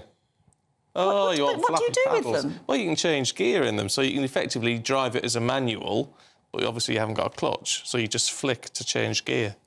Oh, well, if you just suddenly wanted to a turbo boost. Yeah, like Knight Rider. Maybe I have got flappy paddles. You and might have flappy paddles. Yeah, we'll have to have a look at your car and see if you've got flappy paddles. Oh. Have you got something flappy interesting paddles? to do on the way home. I haven't got a radio that works properly still. I know, I don't hold out much hope of your flappy paddles. No. But they're worth having. Interesting. Well, anyway, let us know what you think. Do you think it's worth learning anymore how to drive a gearbox car? Or should we just give in to the automatic, especially since electric cars are going to be non-gearbox? Already. I might be wrong. I don't think they have a gearbox. No, they don't, I think. I think they just go don't need faster them. and faster. Yeah, that's right. But anyway, that's just what you think. GP Views at gpnews.com. Talking of cars and things, National Highways has said good progress is underway as they continue work on the M25 in Surrey, where engineers are taking down a bridge. The unprecedented move marks the motorway's first ever planned daytime closure. A 5-mile stretch between junctions 10 and 11 closed in both directions since 9 o'clock Friday night, won't reopen until 6 o'clock tomorrow morning if the work finishes on time. And that volcano in Iceland has erupted again overnight. That's the 4th time now since December. The residents in nearby Grindavik, just south of Iceland's capital, Reykjavik, are evacuated again. And authorities have warned for weeks that another eruption would be imminent.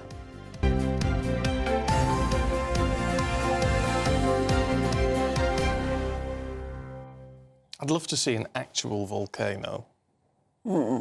Like erupting, an active one.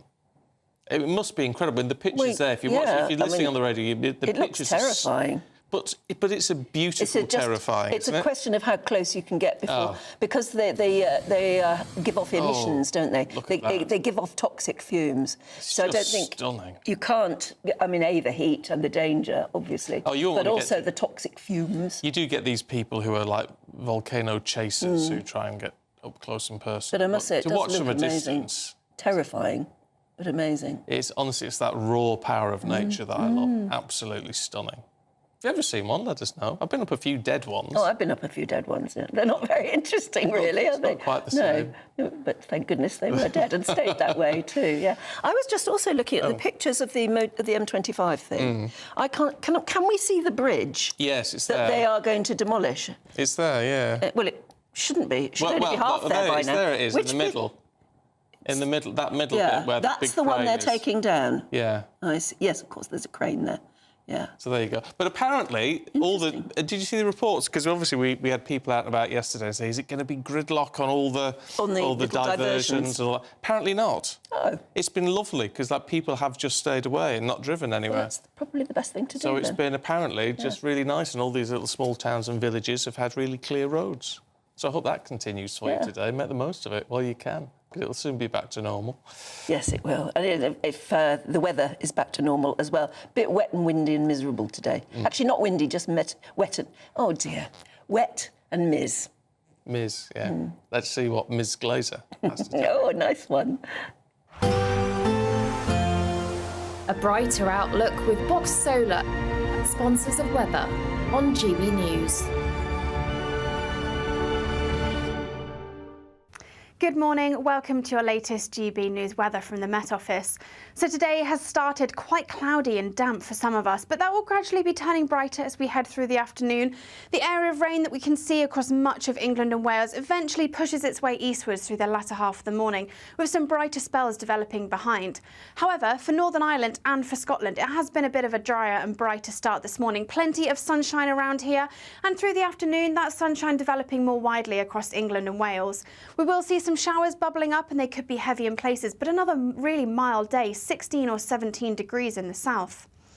Through Sunday evening, any of those showers across much of England, Northern Ireland and in Scotland will gradually start to ease overnight, so turning a little drier for most of us by the end of Sunday. But another band of rain then pushes in from the west, spreading its way eastwards through the early hours of Monday morning. Away from this area of rain, though, it will be a cloud-free night, so under those clear skies, temperatures dropping down into the single figures, perhaps as low as 2 or 3 in some rural spots.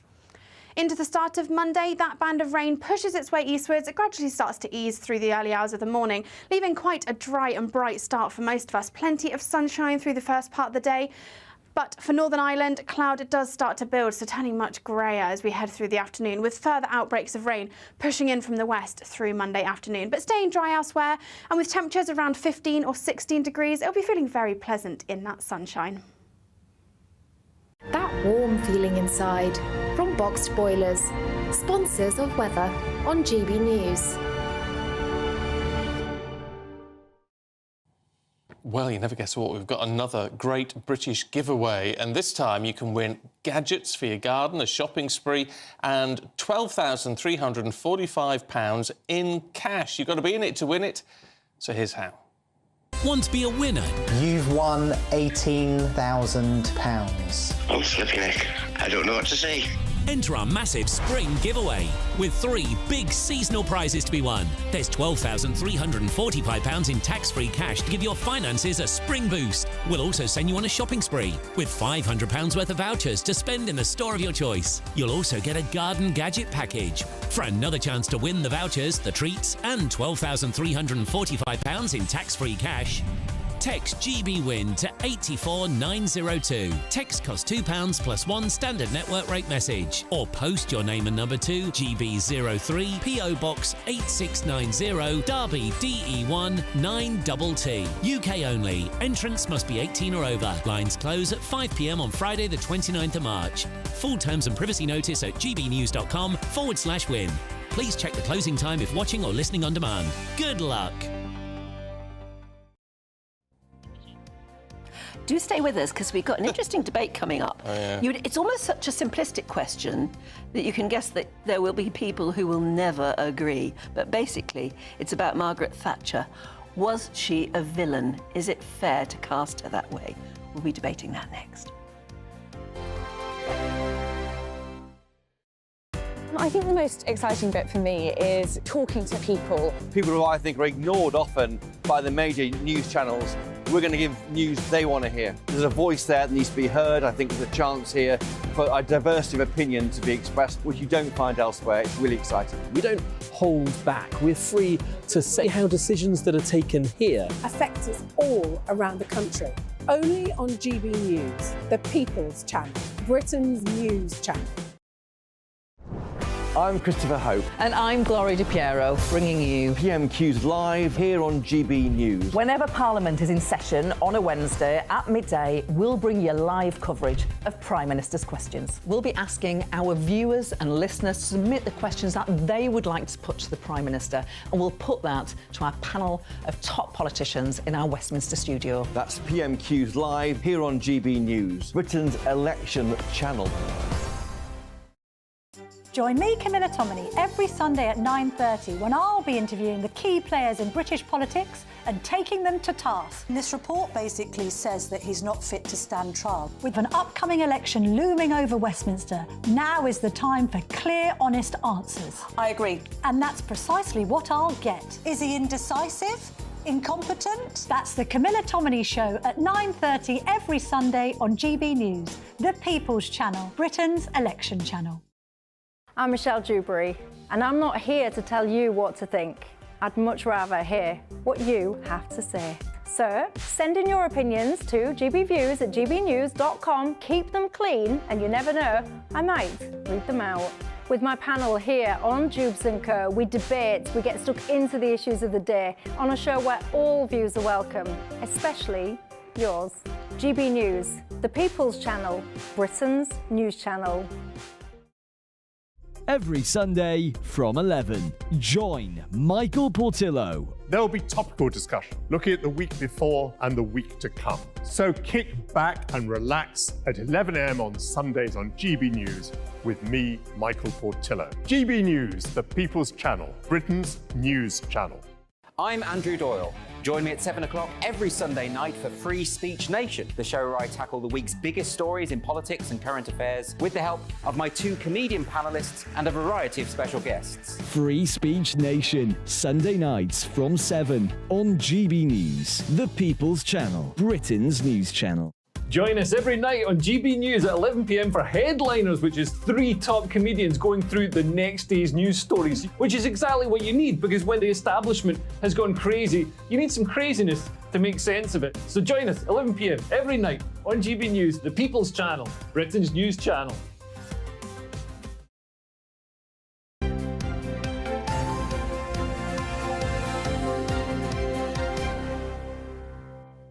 Now, the Victoria and Albert Museum in London has been accused of calling the former Prime Minister Margaret Thatcher a villain. A visitor to the museum was shocked, apparently, to read a caption next to some Punch and Judy puppets. Yeah, and the caption read, "Over the years, the evil character in this seaside puppet show has shifted from the devil, which it was originally apparently, to unpopular public figures, including Adolf Hitler, Osama bin Laden and Margaret Thatcher."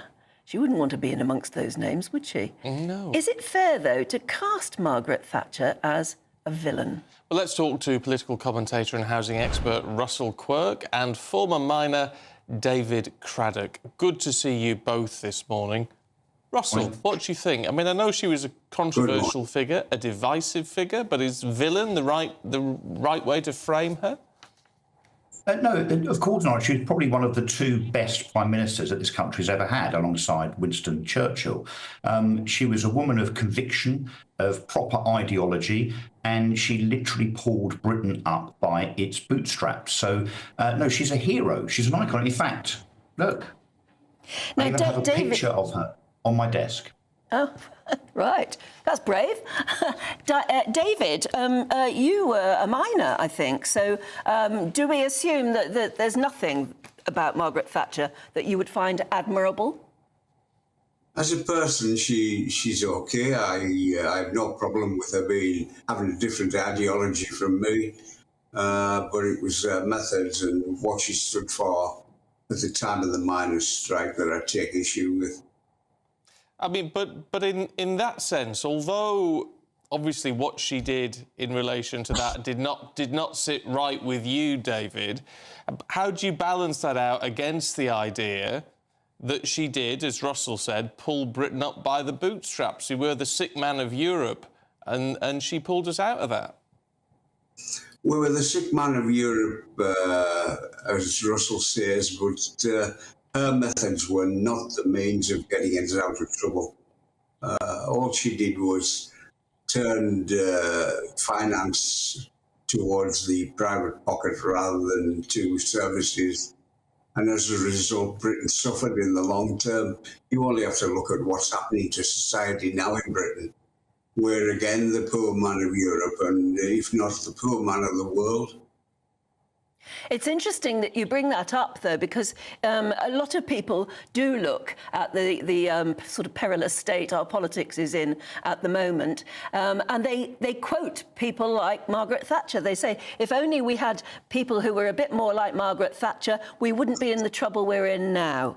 Russell, Yes. What do you say to that? Absolutely. I mean, we should have cloned her. We should have taken a lock of hair and somehow ensured that Margaret Thatcher and her way of doing things lived on forever. Look, the problem with miners now kind of lamenting what Margaret Thatcher did was that they failed to recognise the fact that the mining industry was dead. And all Margaret Thatcher did was to rise up against the unions that had already killed the car industry and many other manufacturing industries in Britain to just ensure that it closed on the basis of it not being economic anymore. But let's not forget what Margaret Thatcher did. She created Big Bang in the city, which allowed many of us to buy shares to become wealthy. She allowed us to buy our own council house. She's the mother of entrepreneurship, in my opinion, on the basis that she created that wealth. So, you know, how we can say that she was a villain when, as I say, she's one of political history's heroes without any shadow of a doubt. She had conviction and famously, of course, was the woman not for turning. It's just unfortunate she's not around now because I think she'd put current politicians to shame, don't you? Yeah, but the reality with this, Russell, and you only have to look at David to epitomise that, really, is the fact that, yes, I mean, she did turn things round for this country. I think it's very, very hard to argue against that. But to do that, she was quite happy to break a lot of eggs. And she did that without a lot of remorse, it would seem, and that's the problem. But she stood up against the unions. So look, the unions were militant. You know, they were running around the country as anarchists, a bit like Mick Lynch would like to see us do now. This was anarchy, and she had to stand up against it to make sure that the unions didn't absolutely destroy the economy of Britain and indeed the social fabric of Britain. So I think she should be applauded for that rather than being lamented as some kind of villain. She was a hero on the basis that she stood up for things, and she gave ordinary people in this country, even as a Conservative Prime Minister, the ability, the access to wealth, aspiration and success. She should be heralded as a hero 100%. I mean, there is no debate in my mind whatsoever. I mean, the two of you will probably never, ever agree on this. Isn't that right, David? No. She was a demagogue. If you look at records of how she ran a government, she was like Violet Elizabeth Bott. She screamed and screamed until they all took notice. That's no way to run a government. That's a way of running your own ideology for your own purposes. How is there anything, though, David, that she did that you would like to see implemented now? I mean, I don't know what your politics are, but you know, I mean, what would you say to those people who say we need someone strong? We're lacking strong leadership now. I have no problem with strong leadership. It's the direction leadership took us in. It took a lot of money out of society and put it in the private pockets of shareholders and people like that, which led to the trickle-down economy where nothing trickled down. The rich get richer, companies, the things she pushed, industry gets richer to now where they're making billions profit in a quarter isn't enough. It has to be more each year. And that's the type of greed politics we're in at present. Well, we'll leave it there. As I said, I sort of predicted that you might not agree totally with each other on this. Thanks very much indeed, though, both of you, for joining us. That's Russell Quirk and David Graddock. If David's still there, just because, David, you're from my neck of the woods, I just wondered what the weather's like in Whitehaven this morning. Have you got a spot of sunshine? Misty and grey this morning, sunshine yesterday. All right. Oh, well. Fingers crossed that greyness burns off for you, David. It's just beautiful place. The sun shines. It is. It just saves me. It's a Thatcher type of climate at the moment, misty and grey. You've got to get the last word in. David, thanks very much indeed. Yeah. Oh, dear. Well, it's lovely, Whitehaven. Yeah, yes, it is, isn't it? I tell you what, on that Margaret Thatcher thing, I think the V&A Museum, it's the plaque next to the Punch and Judy puppets that says, over the years, the evil character in this seaside puppet show has shifted from the devil to unpopular public figures, including Adolf Hitler, Margaret Thatcher and Osama bin Laden. I think that Margaret Thatcher would be deeply wounded at being put in the same bracket as Adolf Hitler and Osama bin Laden. Yes. And to call them merely unpopular public figures. Yeah. Really? I think that's the difference. I mean, she was a Punch and Judy puppet, and she was unpopular. Yeah. Amongst a lot of the country. She was an unpopular public figure as well as being popular. But to put Adolf Hitler and Osama bin Laden as unpopular public figures, they were an awful lot more than that. Yeah, weren't they? I think that's the problem. Reword the plaque, please, Yeah. V&A Museum. Mind you, think V&A? I don't know. Do they have an agenda? These museums are like. I know. Caroline says she had a backbone, unlike the Liberals that are in the Conservative and Labour governments now. Well, she certainly had something that we're lacking at the moment, didn't she? But whether you like it or not, I don't know. You've also got very strong views on whether or not to drive automatic cars or gear shift cars. And Rosemary says, oh, dear Anne, there is nothing more pleasurable than driving a gear shift car. It's wonderful. Yes, me must continue with them. I think everyone who just wants to drive automatic or electric, which unfortunately is going to happen, I think they are lazy drivers. I'd have to disagree. Do you know when I first bought a car where automatic was an option, and I said, and it was the standard really, and I said, oh no, but I don't want an automatic car. He said, well, that's fine, you can get it in a manual, but for the test drive, we've only got an automatic, so we'll go out in an automatic. And it changed my mind on that test drive, because it was just so much, there was more pleasure in it. Yeah. Because you don't have to do all that silly work. You could enjoy the driving. Corinne, morning Corinne, says, we live in Spain in a mountain village with a winding road. An automatic car is a definite no-brainer. With a manual, we'd be changing gear every few yards. Yeah, that's what happens. If you live in a city, it's like that as well. Right, let's see what's happening in the world of sport this morning. Aidan, what's coming up? Well, it's an FA Cup weekend, as we touched on earlier on. Manchester City remaining on course for back-to-back trebles. Next up, this afternoon, their neighbours Manchester United face Liverpool, and we'll be looking ahead to that one. See you after the break. GB News is the home of free speech. We were created to champion it, and we deliver it day in, day out. Free speech allows us all to explore and debate openly the issues most important to us, our families, and of course, the British people. Having challenging conversations to enlighten each other. Which is why we hear all sides of the argument. We are the People's Channel. We will always stand by the freedom to express yourself. On TV, radio and online. This is GB News, Britain's news channel. Join me, Camilla Tominey, every Sunday at 9:30 when I'll be interviewing the key players in British politics and taking them to task. This report basically says that he's not fit to stand trial. With an upcoming election looming over Westminster, now is the time for clear, honest answers. I agree. And that's precisely what I'll get. Is he indecisive? Incompetent? That's the Camilla Tominey Show at 9:30 every Sunday on GB News, the People's Channel, Britain's election channel.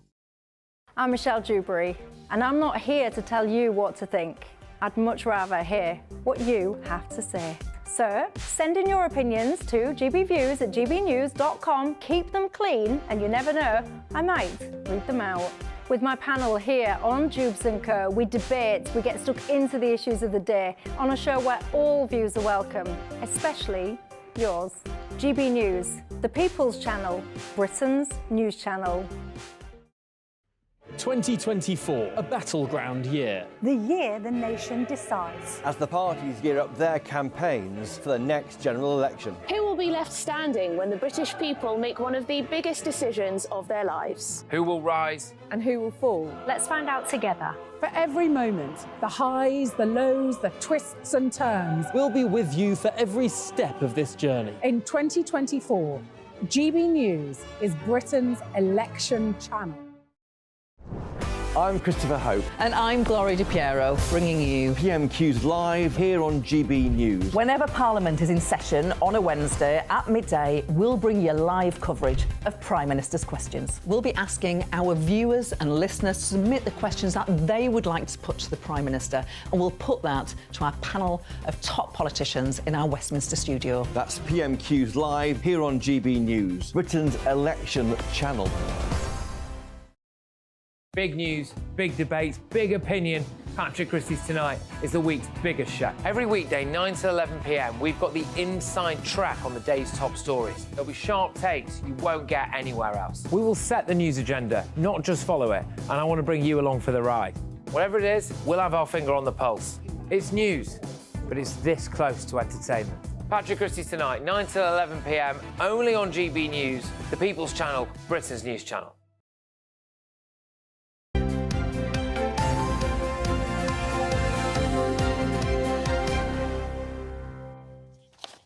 Interesting. We were talking about Margaret Thatcher and what the V&A Museum, the Victoria and Albert Museum, has sort of put her in the same category as Osama bin Laden and Adolf Hitler. But interestingly, Morning Suella, says, and I appreciate that we don't have a statement from the V&A themselves, but Suella says the V&A has a vendetta against her. They apparently refused to have her outfits in their fashion section. Well, yeah. Interesting, isn't it? There you go. There are lots of people saying that they're not a fan, so it's a good mix. It's a good mix, which is, interesting and important, actually. Right, but we're going to rattle on with the sport. Aidan McGee is poised, ready to go. Let's have a look at what's going on in the FA Cup, should we? Yeah, why not? Well, look, we should mention Manchester City. They are the treble winners last year, the holders of the FA Cup, and they eased through against Newcastle, besieged by injuries throughout the season. Newcastle, I think they're going to make a change in the summer. I think Eddie Howe hasn't got too much longer in spite of the decent job he's done in the last 2 years. We saw Jose Mourinho at the boxing last week in Saudi, speaking to Newcastle's owners. Have they got a trick up their sleeve to get him back in the Premier League over the summer? We'll have to wait and see on that one. But nonetheless, Manchester City through to the semi-final along with Coventry yesterday. We mentioned the ball boy issue yesterday. Now, it's interesting we mentioned Mark Robins. Mark Robins scored a very important goal for Sir Alex Ferguson back in 1990 away to Nottingham Forest. It was the goal that many in football, it's not been confirmed by anybody, but many in football believe it saved Sir Alex Ferguson's job. He was going to be sacked had they lost that game. He was involved yesterday with the ball boy incident we mentioned last hour. Today, Manchester United face a pivotal game against Liverpool. I'm going to be there in hospitality, as I mentioned yesterday. I'm looking forward to how many courses I'm going to get later on. But watching my waistline as well. It's always hospitality with you. Terrible I know, for you. Bad hospitality sometimes, but.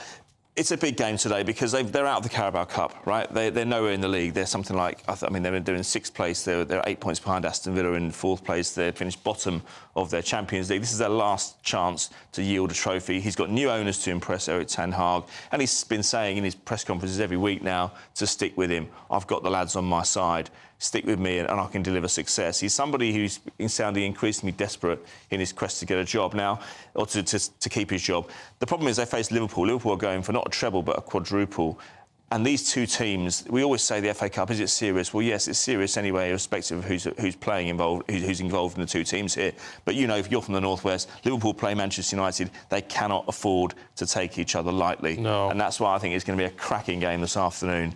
It kicks off at 3:30. And you know what? The FA Cup's throwing up some stories, and we love to see it, don't we? We do. Mind you, the Six Nations story is over. What a perfect ending on the eve of St Patrick's Day. Brilliant. Oh, without doubt. Well, they're celebrating with the trophy today. They are. They will. I still believe. I mean, they must be kicking themselves over not winning that World Cup a few months ago. They're part of the Big Four now, established alongside France, South Africa, and New Zealand. They lost to England last week, so they avoided the clean sweep, but were worthy as winners. I would say the best team in Europe by a little bit of a distance right now. France overcame England yesterday. A late kick prevailed, but England about finishing third in the group of six. I think that's about where we expect England to be, making progress under Steve Borthwick. Wales, though, losing to Italy. Give Italy enormous credit. 2 wins for them, when normally they're the perennial wooden spoon winners. That dubious honour goes to Wales this time. Yeah. OK, look, Aidan, we've got to leave it there. Because you've got to get up to Old Trafford. Well, champagne's waiting for me. Well, there you go. Thanks very much indeed. It's a tough job. It's a tough job. We've got the papers heading away with Tom Slater and Emma Wolfe in just a moment.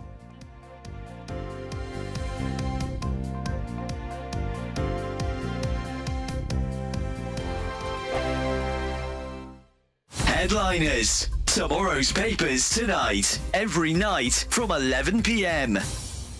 Welcome back to Headliners. And Paul, we're going to get straight into Monday's mail for some good old-fashioned, traditional male breastfeeding. Yeah. To answer the question, what is the latest woke hell, Josh? Row as hospitals say hormone-filled milk from trans women who were born male is just as good for a baby as the real thing. It's possible for men, if they pump themselves full of estrogen, to grow larger breast tissue, and they often do. If or you just eat lots of burgers.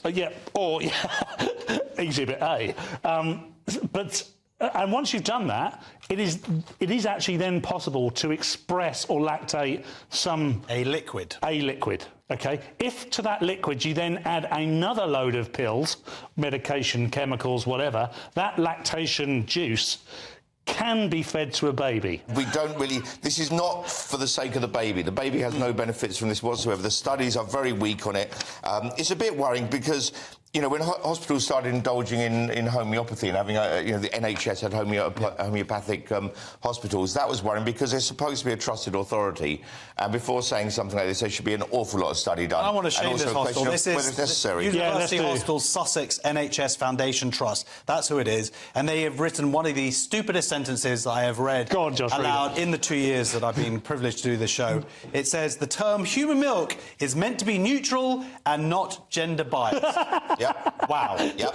That's incredible.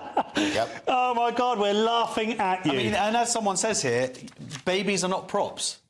And that's the scary thing. And when we're not focusing primarily on the health of a baby. No, but the feeling of a person doing it rather than... It's a bit of an odd way to go, isn't it? So... Join me, Camilla Tominey, every Sunday at 9:30 when I'll be interviewing the key players in British politics and taking them to task. This report basically says that he's not fit to stand trial. With an upcoming election looming over Westminster, now is the time for clear, honest answers. I agree. And that's precisely what I'll get. Is he indecisive? Incompetent? That's the Camilla Tominey Show at 9:30 every Sunday on GB News, the People's Channel, Britain's election channel. I'm Michelle Dewberry, and I'm not here to tell you what to think. I'd much rather hear what you have to say. So, send in your opinions to gbviews@gbnews.com. Keep them clean, and you never know, I might read them out. With my panel here on Jubes & Co, we debate, we get stuck into the issues of the day on a show where all views are welcome, especially yours. GB News, the People's Channel, Britain's news channel.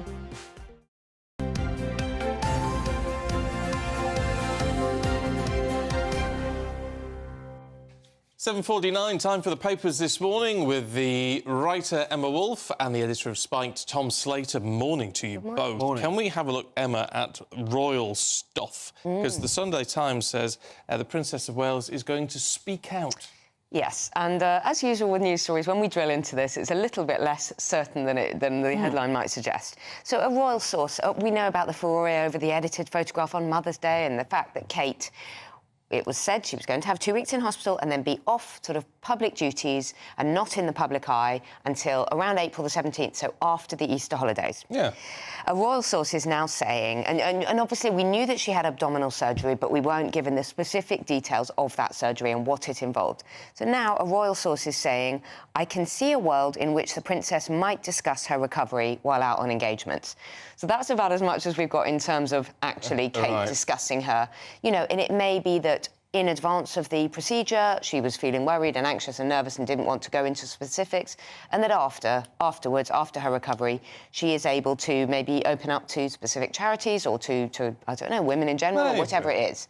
But I don't think that we have any guarantee, actually, from this news story. I mean, the speculation has always been that it's something quite delicate.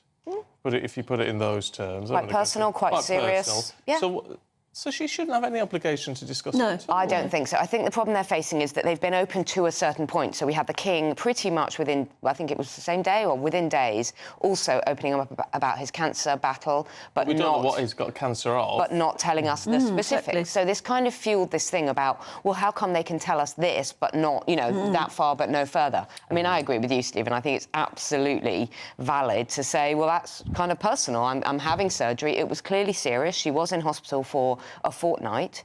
She's off for a good few months.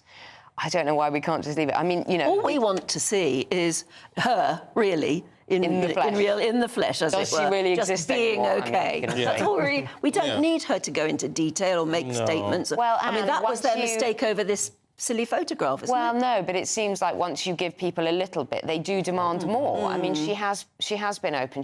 They're doing exactly what they said they would do, which is that she wouldn't be pictured in public. She tried to appease fans just cheer people up by releasing a nice photo, and instead of which it's been massively scrutinised. It's really and the conspiracy theories have gone wild. Yes, they have, and I think that's really unfortunate. I think it's and like unpleasant, bullying. actually. It is like bullying. What's happening on the Sunday Telegraph, Tom, about MPs and Gaza activists? Yeah, so this is a story about a dossier which has been compiled of various different incidents involving MPs. It could be them doing public engagements. It could be them going and meeting in their constituencies, where they've been targeted by pro-Palestine activists. And obviously this is coming off the back of Michael Gove's intervention this week about the new definition of extremism. And I think it's really important here that we kind of separate out the parts a little bit, because I think there is a danger that, given the fact that in recent weeks, particularly on those Saturday demonstrations, which everyone knows has got quite a visible pro-Hamas or Hamas apologist element within them, that we don't use that to damn everyone or even to criminalise people who are protesting. I understand that many of these protesters, who incidentally I disagree with, can engage in some quite unpleasant rhetoric, accusing people of being genocide supporters, baby killers and whatever. I think that's ridiculous, asinine political critique. But at the same time, they should be allowed to protest, they should be allowed to demonstrate. I am worried about there being a bit of a slippage between saying, of course, if people... There's a big difference between people inciting violence, chanting jihad in the streets and so on, and just engaging in protest and agitation against their MPs. And I do worry that there's going to be a kind of slippage between those two things in this debate, which I think is important to maintain that distinction. Yeah, a valid point. Emma, tell us about this this advertising campaign for assisted dying, is it? Or for euthanasia, that's used an image of Princess Diana? Really appalling, actually. There's the image. Elle n'a pas choisi sa mort. In 2024, on devrait avoir le choix. And they're talking, it's a euthanasia campaign in France. They're using the death of Diana as a way to say she didn't choose her death. In 2024, we should have the right to choose. This has been branded absolutely appalling. The Queen's former press secretary, Dickie Arbiter, said this is off the scale of obscenity. You know, people are saying she's been... Plus, there's no correlation between the two. None at all. There's no parallel. She didn't want to die. No one involved in that crash wanted to die. No, that's right. Euthanasia is about having the right to choose. So it's completely... I mean, it's exploitation in death as in life. That's what people are saying. It's extremely tasteless. It shocked many of her family and friends. And actually, this image has been very quickly withdrawn by the ad agency in France. Because it's absolutely disgusting. It really is disgusting. I mean, I don't think we should be seeing... Who was sat around the meeting and thought, this is a great idea? Yeah. Honestly. On every level, it doesn't work. It doesn't make sense. And also, the tastelessness is really... It's awful. Awful. All right, Tom, Emma, thank you very much indeed. Thank you. Here's the weather. That warm feeling inside from Boxed Boilers, sponsors of weather on GB News. Good morning, welcome to your latest GB News weather from the Met Office. So today has started quite cloudy and damp for some of us, but that will gradually be turning brighter as we head through the afternoon. The area of rain that we can see across much of England and Wales eventually pushes its way eastwards through the latter half of the morning, with some brighter spells developing behind. However, for Northern Ireland and for Scotland, it has been a bit of a drier and brighter start this morning. Plenty of sunshine around here, and through the afternoon, that sunshine developing more widely across England and Wales. We will see some showers bubbling up, and they could be heavy in places, but another really mild day, 16 or 17 degrees in the south. Through Sunday evening, any of those showers across much of England, Northern Ireland and into Scotland will gradually start to ease overnight, so turning a little drier for most of us by the end of Sunday. But another band of rain then pushes in from the west, spreading its way eastwards through the early hours of Monday morning. Away from this area of rain, though, it will be a cloud-free night, so under those clear skies, temperatures dropping down into the single figures, perhaps as low as 2 or 3 in some rural spots. Into the start of Monday, that band of rain pushes its way eastwards. It gradually starts to ease through the early hours of the morning, leaving quite a dry and bright start for most of us. Plenty of sunshine through the first part of the day. But for Northern Ireland, cloud does start to build, so turning much greyer as we head through the afternoon, with further outbreaks of rain pushing in from the west through Monday afternoon, but staying dry elsewhere. And with temperatures around 15 or 16 degrees, it'll be feeling very pleasant in that sunshine. A brighter outlook with Box Solar, sponsors of weather on GB News.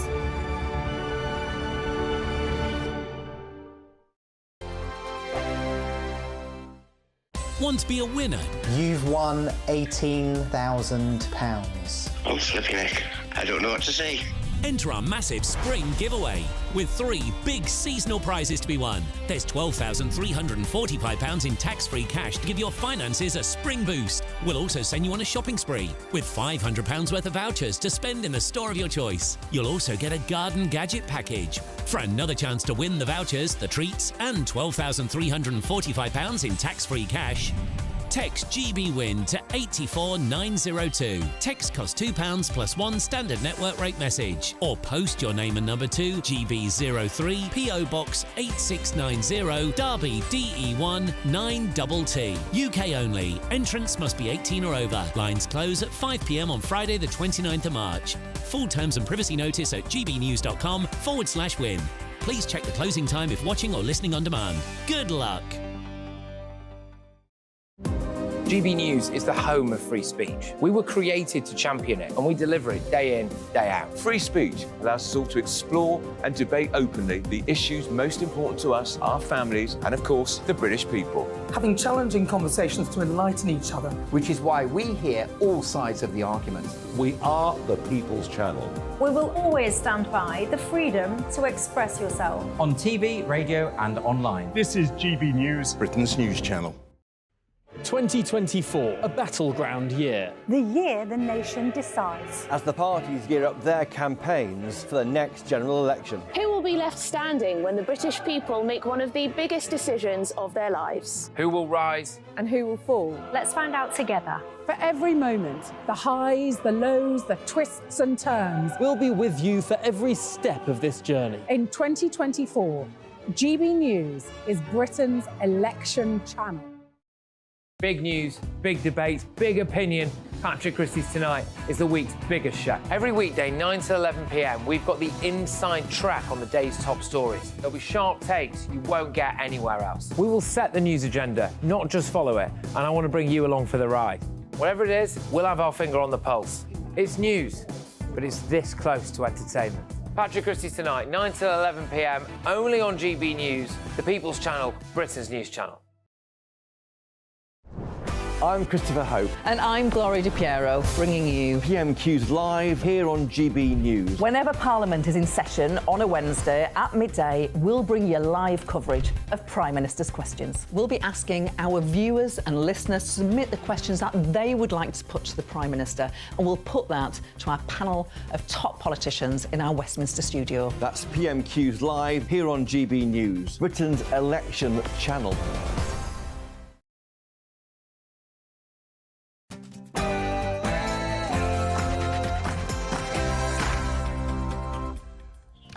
Good morning to you. Very nearly 8 o'clock on Sunday, the 17th of March. Today, growing pressure on the Prime Minister as senior Tories rally behind Rishi Sunak over a growing plot to replace him with Penny Mordaunt. Now, of course, it might be a predetermined outcome, but Russians will continue to head to the polls today. But after recent incidences and protests, will things only get worse? Well, it's been a terrible weekend for the nation's supermarkets, 2 of the big ones at least. Sainsbury's and Tesco both facing huge tech issues.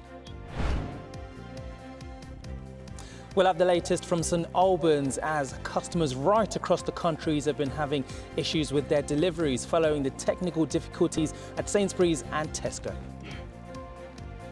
And a really happy St Patrick's Day to everyone. Stay tuned to us here on GB News as we bring you festivities such as they are throughout the day.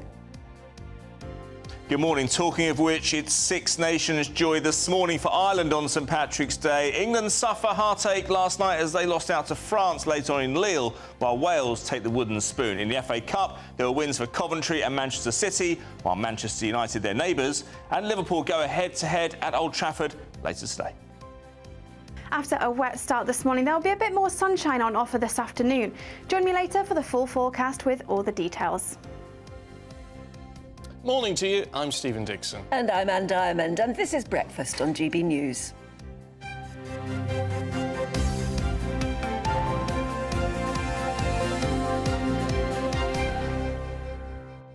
Margaret Thatcher, those emails are coming through. I'm intrigued and sort of relieved, actually, that there are views on all sides of this, because, I mean, that's healthy, and it shows, actually, that people of all sorts of different colours are watching us. Gary in Langham says, ask people in Scotland what they think of Thatcher, and it would have to be broadcast after the watershed. She and Johnson tie for the worst PM in our history. Gosh. Well, Margaret from Manchester says, during Mrs Thatcher's time in office, most people in the North West detested her. My mum used to say that she closed down 20 engineering works all the way down to Manchester Centre, never allowed to be on our family television.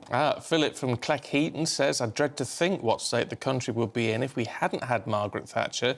She turned us from being a strike-bound country into a successful nation. We did have an awful lot of strikes. And there was this growing feeling that the unions ruled everything, and she did break the strikes, and I suppose she saw it as, you know, if you're going to break that strike, then people are going to hate you, but she was prepared to be hated. Prepared to do it. Trudy, and this a bit more balanced, Trudy, lover or hater, Margaret Thatcher was a conviction politician. You knew what she stood for and what you were getting if you voted for her. I wish you could say the same for the current shower in all parties. Well, yeah, you want to know what you're voting for, don't you? Brian says, good morning, Anne and Stephen. Good to see you back, Stephen. I trust you're feeling better. Maggie was a strong woman, a great woman, all that is great in Great Britain. Pity there's no one like her today to sort our government out. Michael, it is, says Maggie caused thousands to be out of work. She told farmers not to produce food. She stopped school children having milk. She sold our food to Europe, then bought it back. What would you call her? Yeah, she was Margaret Thatcher, the milk snatcher, wasn't she? But, I mean, if you're going to be strong and you're going to make strong decisions in government, that's why I wonder why people want to do the job, because you're going to end up with at least half the country hating you. Well, you are, yeah. Interestingly, Paul says Margaret Thatcher inherited a basket case of an economy and turned it into the fourth richest economy on earth in just 11 years. Well, I think it's the economic situation you need to look at. But as you say, she did it. She wasn't afraid to break eggs. And, of course, if you're one of those eggs that got broken, then you're never going to be happy. No, you'll never forgive her. No, and I can understand that. When I was first introduced to her at a do, she said, oh, breakfast television. I never watch it, but I'm on it a lot. Which was very true. True. Yeah. But very then, true. You know, I got to interview her quite a few times later on in her career and mine. And she was, you were terrified of getting something wrong if you were going to interview her. But then it was equally terrifying to interview Arthur Scargill in those days, the miners' leader. So, tempers ran high. But both were very strong, whether you liked them or not, actually. Well, keep your thoughts coming through on that. gbviews@gbnews.com. Talking of politics today, the Sunday papers are awash this morning with speculation over Rishi Sunak's time as Prime Minister, as fears in number 10 at least, of a Penny Mordaunt ascendancy grow. And in the Telegraph today, it is being reported that right-wing Tory MPs are going to use Penny Mordaunt as a stalking horse. That's a way to get Rishi out and using her as a ploy to start a leadership contest. And then they would craftily insert their own candidate, but it doesn't say who their candidate would be. No. Never mind, though, about all of that, because senior Conservative MPs like Jacob Rees-Mogg and David Davis are rallying behind Number 10 because they say the idea of throwing him out at this stage is mad and bonkers. Well, earlier on, we spoke to political commentator Jack Rowlett. I think the plot is real. Whether it's going to work or not is quite another question. I think the one thing people hate more at the moment than the Conservative Party is the Conservative Party when it's most divided. We know that their poll ratings, their approval ratings fall whenever there's all this infighting. Frankly, the Tory party had the opportunity to put Penny Mordaunt in place as leader if they wanted to 2 years ago. The so-called Tory right torpedoed our chances of becoming Prime Minister over the trans rights issue and instead decided to put forward its most visionless candidate in the form of Rishi Sunak and its weakest communicator and leader in the form of Liz Truss. I don't think this is going to work, even if they were to move forward with this coup, whether it's using Penny Mordaunt as a stalking horse or, as is being suggested, actually the left and the right of the Tory party might be able to unite around her. I don't think it's going to change anything, really. The public have made their mind up, and actually the best thing for the Conservative Party to do, damage limitation, really, would be to do as David Davis, as Rees-Mogg are saying in today's papers, and to stick with Sunak. We know Sunak's hoping that this week there's going to be better news in the form of inflation figures, that he's going to be able to see off amendments to the Rwanda bill. So I think really the best thing to do is to stick with Rishi Sunak, hope the economy turns a corner, and hope that they can limit the scale of their losses to the Labour Party in the general election later this year. Because I just don't think the public are going to forgive a fourth Prime Minister in so many years. But this is where it falls apart a little bit for me, the idea of her being a stalking horse. Most stalking horses, when they arise, are people who know they're not going to get the job, don't particularly want the job, but they are there to perform a role, to get the ball rolling, if you like. Penny Mordaunt, she wants the job. She doesn't want to be a stalking horse. So if she's being set up as one, she won't be very happy.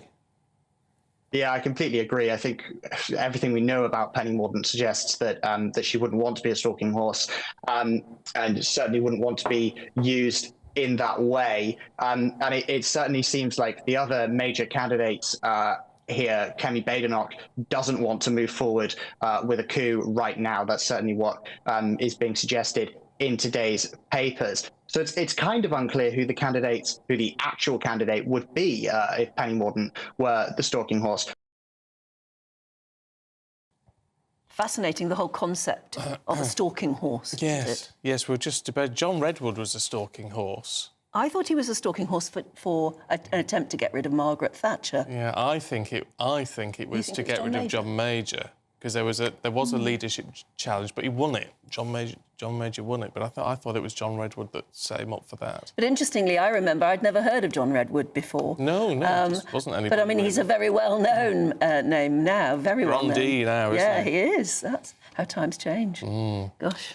Right, from the world of politics to the world of shopping. Yes, and it's really important, isn't it? Of course it is. If you've been waiting for a delivery and it's just not come, because it's been a nightmare 24 hours for two of the nation's largest supermarkets. Yeah, well, technical difficulties meant Sainsbury's couldn't fulfil online deliveries yesterday. Contactless payment systems were also down in stores, so that left thousands of people queuing and then finding themselves either unable to buy their groceries or then going outside and trying to queue again, but this time for a cash machine. Cash? What's that? Sainsbury's says it was caused by an overnight software update. Tesco experienced similar problems, but on a smaller scale. Well, they're apologising to customers. They say the unrelated issues... Well, you do wonder, but apparently unrelated. Seems very coincidental, doesn't it? Anyway, they have now been resolved. Yeah, well, joining us to explain all this, hopefully, is GB News reporter Theo Chikomba. What's the latest, Theo? Yes, well, people right across the country use Saturdays as an opportunity to get those deliveries in, perhaps having planned an event at their home, or simply it's the day that they are available. But of course, Sainsbury's and Tesco, both of them having technical issues unrelated, they say. But we'll start with Tesco. They say a small number of deliveries were affected yesterday, and they're hoping those people can start to get those deliveries today. And their website is working for those who are wanting to have their deliveries come to their homes. But then on to Sainsbury's.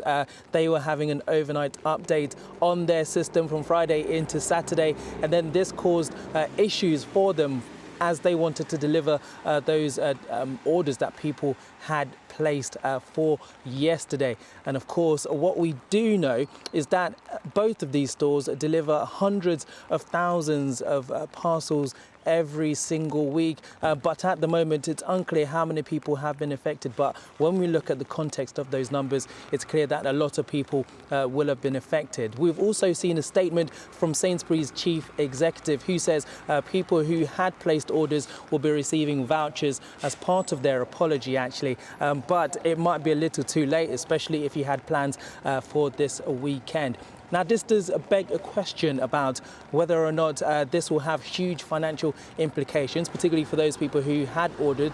Maybe they went on to shop at other stores. And of course, cash. Lots of people these days are using contactless payments. We saw that issue at Sainsbury's yesterday, which has now been resolved. But lots of people are using contactless. A lot of people didn't carry cash, the ones we spoke to yesterday, and they were leaving the shop empty-handed. So of course, that does raise the question, how important is cash in this society, considering lots of people are now relying on contactless payments? OK, Theo, thanks very much indeed. I have to say, if something like that, if I'd been involved in that yesterday, I wasn't, but if I was, and then they turn around and say, look, here's some vouchers, here's 10 quid's worth of vouchers, I'd be quite happy with it. Yeah, I would have thought so. Because you just say, well, they don't do it deliberately, obviously. No, I know it's only about shopping, and a lot of people might think, well, so what, you can go to a different shop if you can get out. But I think it's just this issue again that a software update or something like that can bring a company like as big as Sainsbury's almost to its knees for 24 hours. It's and people are unable to pay in store using contactless and things like that. Why? Why are we continuing to get our techie stuff wrong in big corporations and companies? And doesn't it make you realise how vulnerable we might be? That'll be the warfare of the future. Well, that's what they've always said, and maybe that would be the way to do it. Yeah, you only need one of these, oh, God, I can't for the life of me remember what you call them now, but, you know, these electro... Pulses, thingy yeah. pulse. Electromagnetic pulse. Yes, that's it. That's the one, and blast one of those over London and everything goes down. We must have protection against things like that? I don't know, because the sun emits these as well, and there has been concern for a long time that the sun could at some point wipe out all technology, even if only for a few weeks or whatever. But the chaos it would cause. Anyway. It does seem... I mean, that's the real issue, that we're very vulnerable all over again. Tell you what, for some odd reason, my sister is researching why, in the olden days, you could get...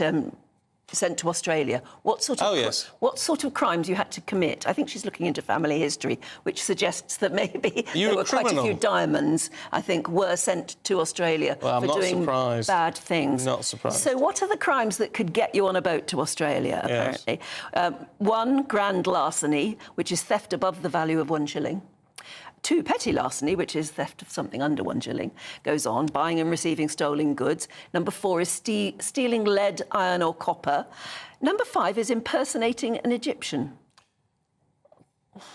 That's very specific. Why would that be? Why would that be a crime that would get you to Australia? I don't know. I know. If my sister's watching, can you research that a bit more, please? See, bigamy's on the list. Bigamy's there, yes. That might be a relief, frankly. Assaulting, cutting or burning clothes. Clandestine marriage. It's practically anything looking at that. Yes, actually, anything that gets, on the wrong side of a magistrate. But why impersonating an Egyptian would get you on a fast boat to Australia, maybe a very slow one that you had to row yourself, I don't know. That's odd, isn't it? Don't know. We'll have to look into that.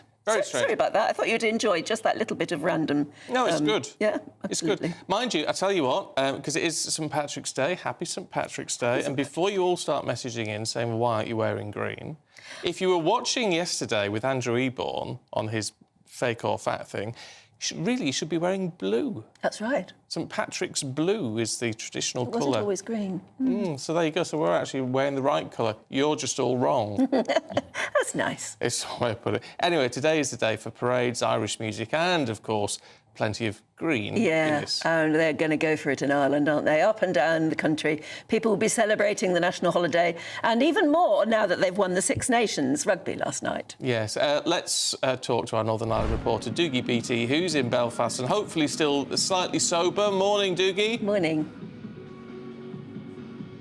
Good morning, Stephen. Good morning, Anne. Yes, welcome to Belfast. And, of course, the minute we go to set up for a live, a fella decides to test the sound system behind us, which isn't very good, because this is Belfast City Hall. This is where the parades in Belfast will start this afternoon. It is a marvellous carnival to watch. There's one in Dublin as well, one in New York, one in London. I mean, it's celebrated the whole way across the world. And that's simply because us Irish, we're marvellous. We've proved it in Cheltenham, we've proved it in the Six Nations, and we're celebrating today. And tomorrow will be Hangover Monday, I suspect, because it is a national holiday tomorrow. And of course the Schools Cup rugby is on tomorrow. Ballymena v Ince, that is played for the whole way through the year, and the finals are in St Patrick's Day. So quite a good day ahead of us, quite a couple of good days ahead of us, and quite a couple of good days behind us. So there is a lot of runners taking place here at the moment. They're running towards Ormeau Park, but they've only started to arrive, and it looks far too energetic for me this morning, and I'm surprised that anybody in Ireland, after last night's performance, can actually get up and run anywhere. Well, yes, absolutely. I'm sure that's very true. Yeah. Yeah. Brilliant stuff, Doogie. Thank you. Go and get a swift Guinness and we'll see you in an hour or so. Oh, yeah, that'll cheer you up, yeah. Isn't it? This is the day when they put the dye in the river Liffey, don't they? And they turn it green. Did they they do still that in do that? Boston, don't they? I That think can't be healthy. they found a sort of good way to do it. In Chicago, I mean, there are huge Irish communities, as Doogie was saying, that in cities throughout the world, but certainly Boston, Chicago, massive rallies they all have. Brilliant. Yeah. I've never been in Ireland. The island of Ireland. You've never been in Ireland? No, on St Patrick's Day. Oh, on St Patrick's Day, no. It must be quite something. I'll bet, yes. Doogie's going to have a great day. Yeah, it's fantastic. You know, I was in San Francisco once during St Patrick's Day. Oh, I left my heart and there there are once. wonderful, yes, indeed. There are wonderful Irish pubs there, and they were people were just going mad. Everybody wearing green. It was just gorgeous. Absolutely lovely. So wherever and however you are going to celebrate St Patrick's Day, do it in style. Let us know. Get in touch with us and tell us how you're going to do it. gbviews@gbnews.com. Now, if you want to go anywhere today, if you're in the sort of south of the country, around here, this bit, National Highways has said good progress is underway as they continue work on the M25 in Surrey, where engineers are taking down a bridge. The unprecedented move marks the motorway's first ever planned daytime closure. It's a 5-mile stretch between junctions 10 and 11, closed in both directions since Friday night until Monday morning.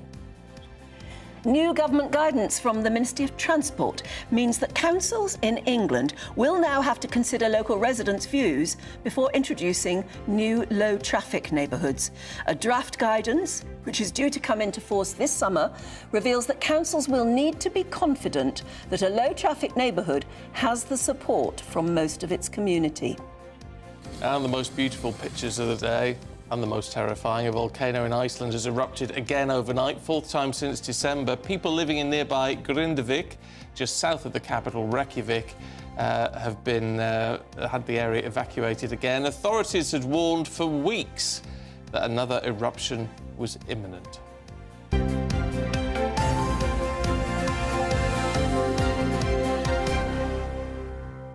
At least it's not a great big job. No, it's not one of those, is it? No. It's more like opening a crack in the earth. Yeah. Very frightening, though. You know what kills people with volcanoes and like Pompeii and all the rest of it? This is one of these things. That's the one. That's a big word.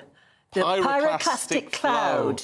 It's a pyroclastic flow. Yes, that's right. Because it's incredibly hot gases and ash that go like miles into the atmosphere, and then they cool just enough, and they go bang right down, and then that's you finished. Yeah, and that's why you can't get away from it.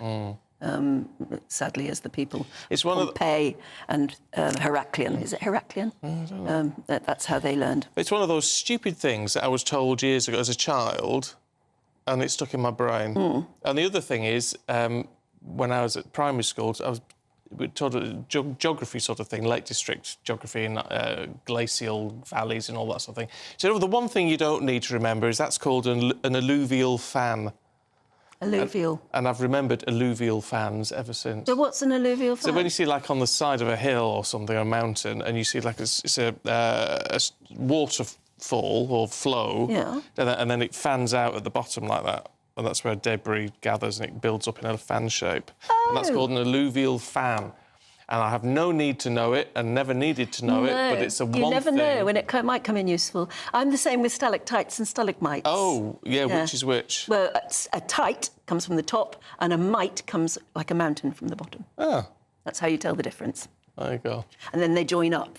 Fabulous things, aren't they, stalactites and stalagmites? Where is it? It's got very good ones. Wookey Hole in Somerset. Wookey Hole. I've never been to Very Wookey famous Hole. caves in Somerset. And they have the most fantastic stalagmites and tights. You get Wookey cheese, though. Yeah, you do, yeah. It's about cheese, I'll know it. Well, there you are. You've learned a lot today. Thank you very much. Right, let's see what the weather's going to do. Here's Ellie. A brighter outlook with Box Solar, sponsors of weather on GB News. Good morning, welcome to your latest GB News weather from the Met Office. So today has started quite cloudy and damp for some of us, but that will gradually be turning brighter as we head through the afternoon. The area of rain that we can see across much of England and Wales eventually pushes its way eastwards through the latter half of the morning, with some brighter spells developing behind.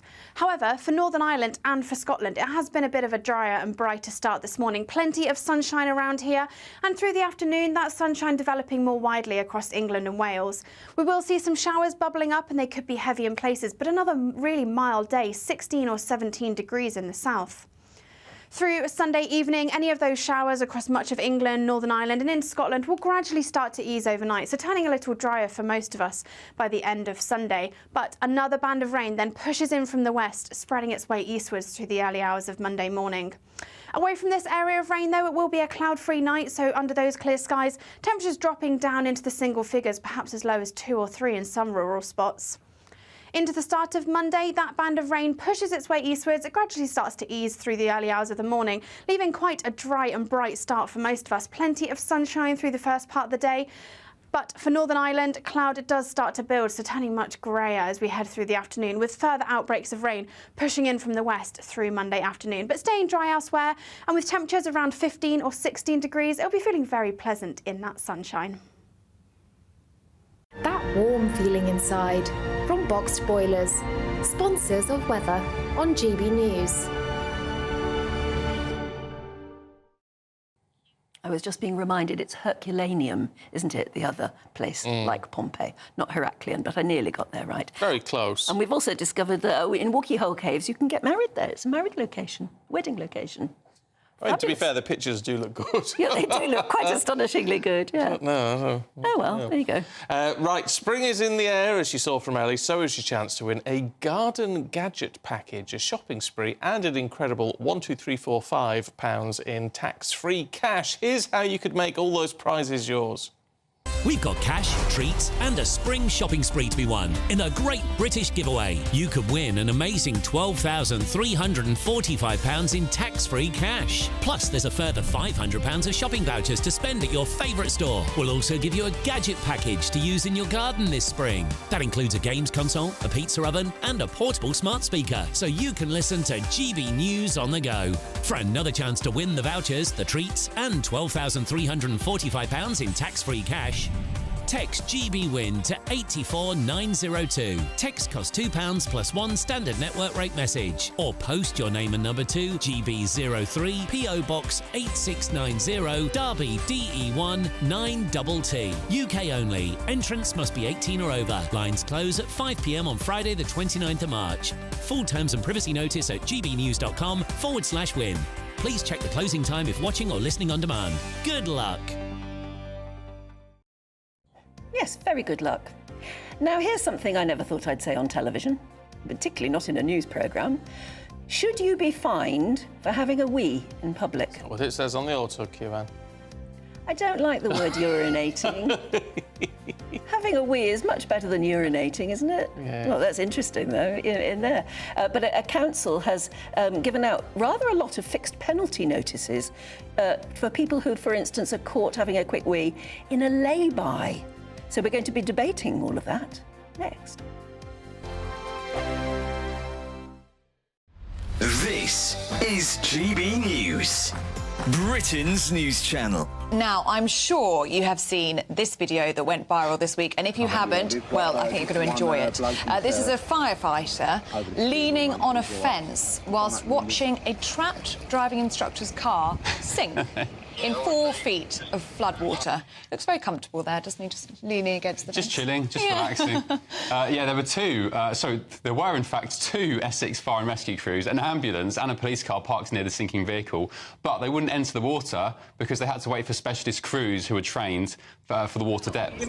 Well, 2 people who weren't going to sit back and watch were these 2, Jack and Danielle Price, who took it upon themselves to rescue the submerged driver. And Danielle joins us now. Very good morning to you, Danielle, and you are a hero, an absolute hero. What happened in this video? Make sense of it for us. So we were filming in the area for our YouTube channel, and we've seen the fire brigade come through. I was actually out at 5 o'clock in the morning with my husband, Jamie. We know it always happens there, as you can see, and it was clear. We've seen the fire brigade come through, we've followed them, and they're just standing around as if nothing's happened. In the clip, it says he's fine, he's on his phone, and then sort of walked away. But what they failed to realise is when my partner actually opened the door, as you can hear, he's on the phone to the emergency crew in panic, thinking he's going to sink. So we could not just sit there and watch.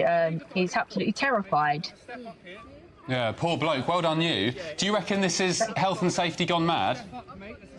It is, because although I do sympathise with them, they are so red-taped, but surely sort of common sense has to kick in as open the door. I think the most exciting bit for me is talking to people. People who I think are ignored often by the major news channels.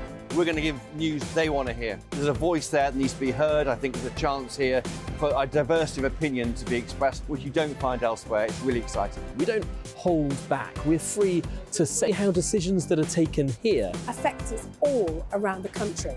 Only on GB News, the People's Channel, Britain's news channel.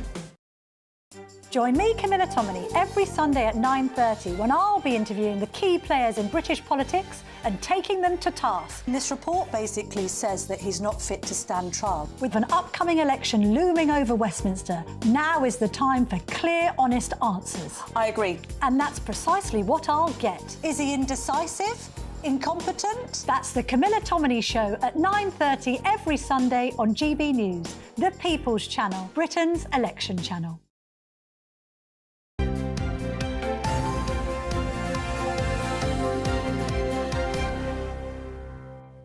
Now, I hope you used the last couple of minutes just to pop to the loo if you needed to go, because a council that has issued hundreds of fines to people urinating in a lay-by has stopped giving out the penalties. This is, believe it or not, the oddly named Decorum Borough Council. It's near Hemel Hempstead. We had to check that was real. Real, I know. Not because we've got anything against where you live. It's just that when we're talking about something which is a matter of politeness and manners and decorum, to actually find that it's Decorum Borough Council that has been sending out apparently 762 fixed penalty notices for people who were caught having a quick wee on the A41, or at least on a lay-by in the A41 in Hertfordshire.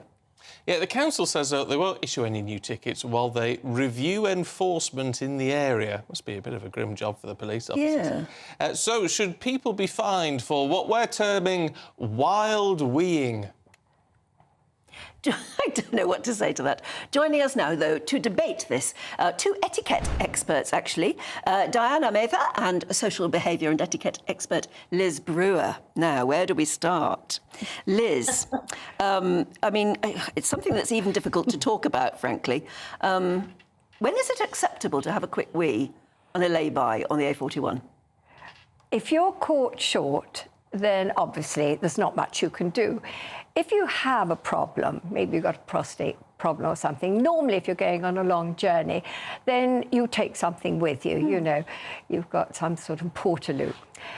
With a lay-by... It's no good if you're driving. Well, you have to stop. You have to stop and you have to go into a lay-by. Now, the problem is about the lay-by. It is a public place. And in UK, I think it was 1986, a law was passed that it is a criminal offence to either pee in public or spit. When you've got a lay-by, if they've actually managed to catch 700 people, that means they are using this, in other words, as a public loo. Do you know, recently, I don't know if you've ever been to the IMAX, but recently I went to the IMAX. In London? In London. Yeah. And it was a premiere, so I was all dressed up, and in order to get to it, you have to go in underpasses. There's an underpass, yes. Whether you're by car, train, whatever, underpass. The stench in those underpasses from people peeing was disgraceful. But that's the difference. That's what the law in '86 was passed for. It's to stop people weeing in back alleys or underpasses or, you know, against people's walls in places where, you know, they could pop to a pub or pop to a McDonald's or desperately. Well, no, it might not have stopped them, but it's not for people who need to pull into a lay-by and have a quick wee. But a lay-by is for people. It's lay-by. It's for somebody to have a rest, somebody to have a cup of tea. I mean, what they really should do is put public conveniences in lay-bys. Do you realise since COVID, 50%, I gather, of our public conveniences have closed. Now, the government has just agreed to spend 7 million on opening new ones. And I gather at London Bridge, they're spending 4.5 million to open, you know, public loos. So what this problem is, and where I do have a problem, is with this particular council, they actually subcontract. They employ a company because you've got you've got to have an inspector to be able to give a fine. You've got to have two. So they've got two guys. Well, I'll tell you what, two guys sitting there all day long, waiting. I mean, it's another way of making money. As well, that I have an objection to. Diana, what do you make of it all then? Well, I think if you're discreet, I mean, I quite agree with Liz that in towns it's a health hazard and it's also disgustingly smelly. But if you are caught short, and let's face it, it's much more difficult for ladies than it is for men to do wild weeing. But if you are caught short in a lay-by, try and go into the bushes. Be discreet, keep out of the way. I agree also that to have people actually paid to see what's happening and then collect the fines, those people or that council could be spending its money in much better and more profitable ways. Also doing potholes, for instance, I would much prefer than stopping people peeing. But be discreet about it. You know, don't be too obvious.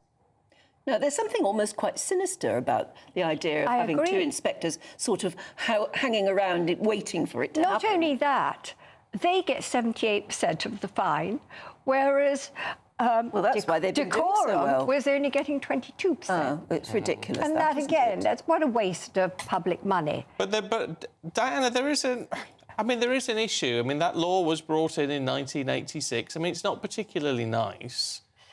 But we all see it's sometimes necessary. So it's how do we find that balance? How do we find that line? Well, hopefully, I mean, I haven't actually been. I do live near the A41, but up in Cheshire. and Shropshire. So I haven't actually been to that part of the A41. But most lay-bys do have a bit of woodland on them. Some don't have a steep drop, which can be difficult. But if you've got a bit of woodland, just walk into the wood and, be, as I say, get behind a bush. It's much more difficult for ladies. So I know some friends of mine, to be caught in traffic jams, do actually carry a particular thing that they can wee in the car. That's not very nice either. So I think that if you're going to have to do it, then just go into the bushes as far as you can. Yes, but I've no objection to that. No. There's no objection. Nobody has any objection to that. No, I know, but you're two lovely ladies and you actually specialise in etiquette matters. But, I mean, there are people out there who just don't see it as important as you do. I remember going, for heaven's sake, to Royal Ascot, and I was in a queue of cars, because you can be for so long, and there was a great stretch limo just ahead of me, and all the ladies got out in their refinery and went in somebody's front lawn. I would have to say, and they were definitely not ladies. Definitely not ladies. But they were, they had the high heels on and the hats and everything else. But I thought that was they might have been desperate. But to do it on somebody's front lawn, that's disgraceful. And then about 10 minutes later, all the guys got out of the same car and did the same. I mean, please. That's the point, is that some people don't see it as see it as a natural function. Just that's get on right.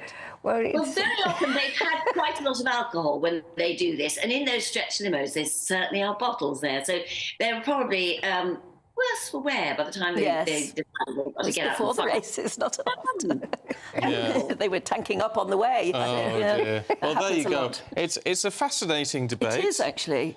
Weirdly. And the other thing it brings up is, well, just as Diana was saying, that it's more difficult for us ladies, and it is. So why can't men just contain it for a bit longer than women? Like women, hold it in. Well, we've got stronger bladders, I think, haven't we? I think so. It's all to do with the makeup inside and bearing babies. And I think we've got stronger bladders. Your pelvic floor. Your pelvic floor. That's right. I'm tensing mine as we speak. I think we've had that tensing mine too. I think men last as long as they can. But once you fall, you fall. There you go. Diana, Liz, thank you both very much indeed. I'm glad we've stopped talking about that now. Enlightening, wasn't it? Yes. I'm trying to do my pelvic floor now. It's not as easy as it looks, is it? Should we take a quick break so you can? I don't need one. OK. I tell you what, we're going to be looking at what's happening in Russia at the moment as they're voting, the last day of voting in the polls. I wonder who will be the next president.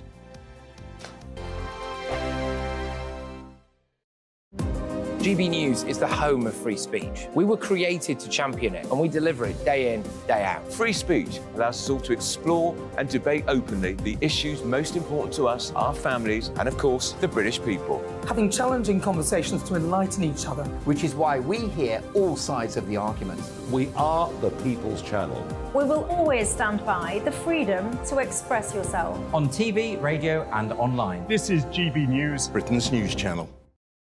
I'm Michelle Dewberry, and I'm not here to tell you what to think. I'd much rather hear what you have to say.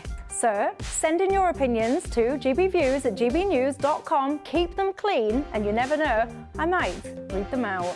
With my panel here on Jubes & Co, we debate, we get stuck into the issues of the day on a show where all views are welcome, especially yours. GB News, the People's Channel, Britain's news channel. 2024, a battleground year. The year the nation decides. As the parties gear up their campaigns for the next general election. Who will be left standing when the British people make one of the biggest decisions of their lives? Who will rise? And who will fall? Let's find out together. For every moment, the highs, the lows, the twists and turns. We'll be with you for every step of this journey. In 2024, GB News is Britain's election channel. I think the most exciting bit for me is talking to people. People who I think are ignored often by the major news channels.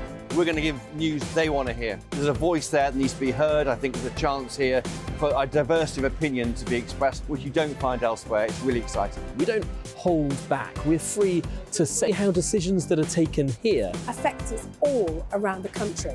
Only on GB News, the People's Channel, Britain's news channel. I'm Andrew Doyle. Join me at 7 o'clock every Sunday night for Free Speech Nation, the show where I tackle the week's biggest stories in politics and current affairs with the help of my 2 comedian panellists and a variety of special guests. Free Speech Nation, Sunday nights from 7 on GB News, the People's Channel, Britain's news channel. Your weekend starts here with Friday Night Live with me, Mark Dolan, 8 till 9 on GB News. Big stories, big guests and big laughs as we get you ready for a cracking weekend. That's Friday Night Live with Mark Dolan, Fridays 8 till 9 on GB News. Bring your own drinks, the admission's free. Every Sunday from 11, join Michael Portillo. There will be topical discussion, looking at the week before and the week to come. So kick back and relax at 11 a.m. on Sundays on GB News with me, Michael Portillo. GB News, the People's Channel, Britain's news channel.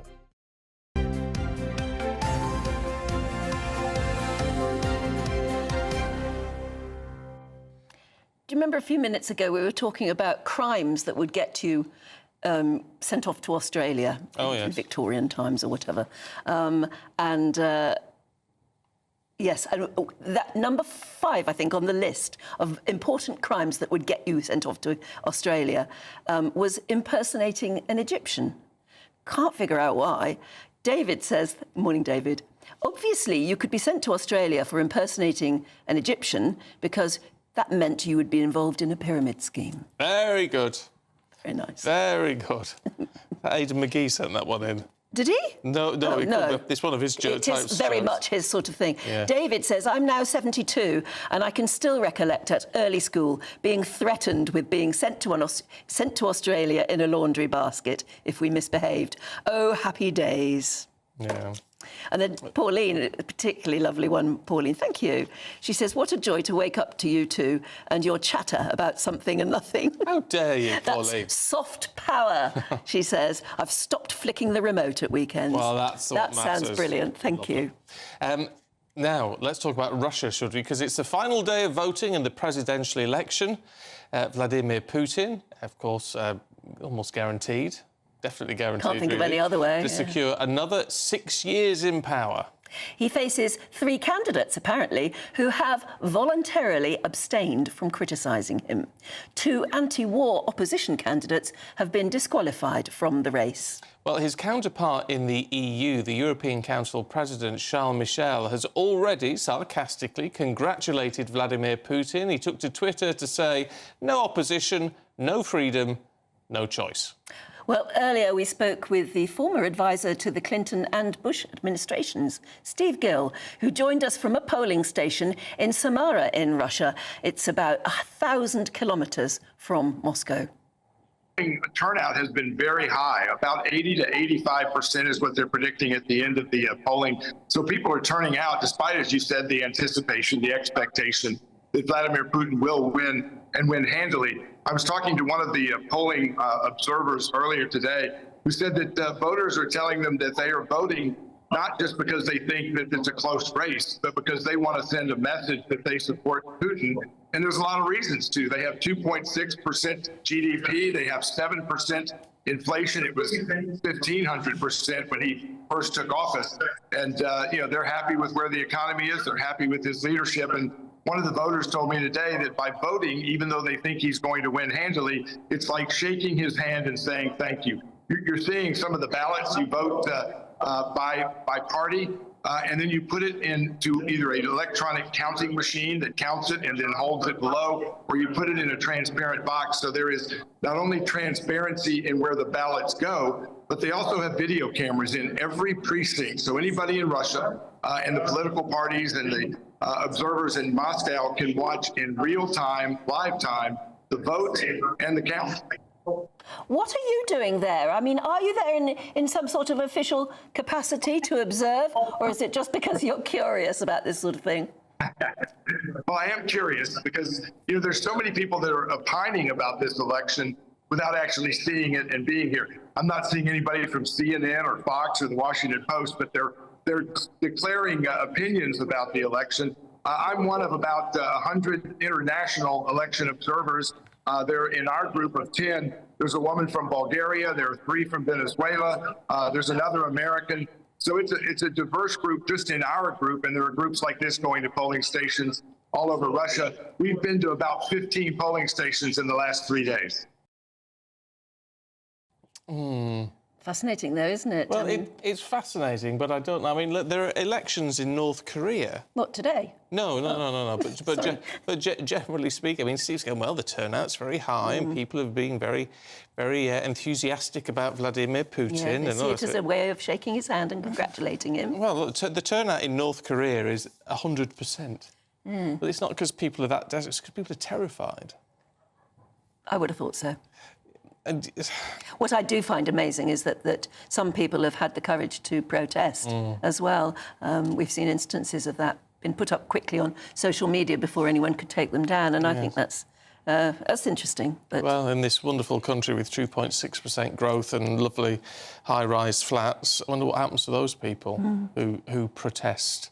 Will we ever hear of them again? That's the worry. So I think we've just got to be a bit careful with it all. Talking of volcanoes? Oh. Janet says, I went to the Grotta lighthouse in Reykjavik with my son Nathan and grandchildren Isabel and Thomas on the 18th of December. No, my niece and nephew are called Isabel and Thomas. Really? Coincidence, isn't it? 2200, so 10 o'clock at night, to hopefully see the Northern Lights. That's why we were there. We didn't see them, but we did watch Grindavik volcano erupt. The dark sky slowly grew brighter, just like the sun rising, until eventually we could see the flames, and then the smoke, and then the lava. It was amazing. Oh, Janet. It's something you'll never forget. That sounds absolutely incredible. Look, we're going to take you through the papers in just a couple of minutes. We've got Tom Slater and Emma Wolfe desperate to get on set, so we'll see them in just a second. Big news, big debates, big opinion. Patrick Christie's Tonight is the week's biggest show. Every weekday, 9 to 11 p.m, we've got the inside track on the day's top stories. There'll be sharp takes you won't get anywhere else. We will set the news agenda, not just follow it, and I want to bring you along for the ride. Whatever it is, we'll have our finger on the pulse. It's news, but it's this close to entertainment. Patrick Christie's Tonight, 9 to 11 p.m, only on GB News, the People's Channel, Britain's news channel. GB News is the home of free speech. We were created to champion it, and we deliver it day in, day out. Free speech allows us all to explore and debate openly the issues most important to us, our families, and of course, the British people. Having challenging conversations to enlighten each other. Which is why we hear all sides of the argument. We are the People's Channel. We will always stand by the freedom to express yourself. On TV, radio, and online. This is GB News, Britain's news channel. Headliners. Tomorrow's papers tonight, every night from 11 p.m. Is a debate on gender really a far-right issue? Far right. I'm so bored of that phrase, you know what I mean? Like, anyone who talks about... anyone who acknowledges that there are two sexes is suddenly far right, because that's what Hitler and Mussolini were all about. This question from Shirley is, of course, about Labour. They've been accused of being undemocratic because they pressured a pub into cancelling a debate, and this debate features Kelly J. Keane, who's been on this show a couple of times, and she's a campaigner, and she was just on the panel, and then they got a letter saying that they couldn't do it because Kelly J. Keane apparently attracts far-right groups. Now, they've tried this trick before, but because some awful, ghastly neo-Nazi types turned up near to an event that she was holding in Australia, they kind of tried to blame that on her and suggest that the two were the same thing. They weren't. That was an opportunistic group turning up to... they're not... Neo-Nazis aren't pro-feminist.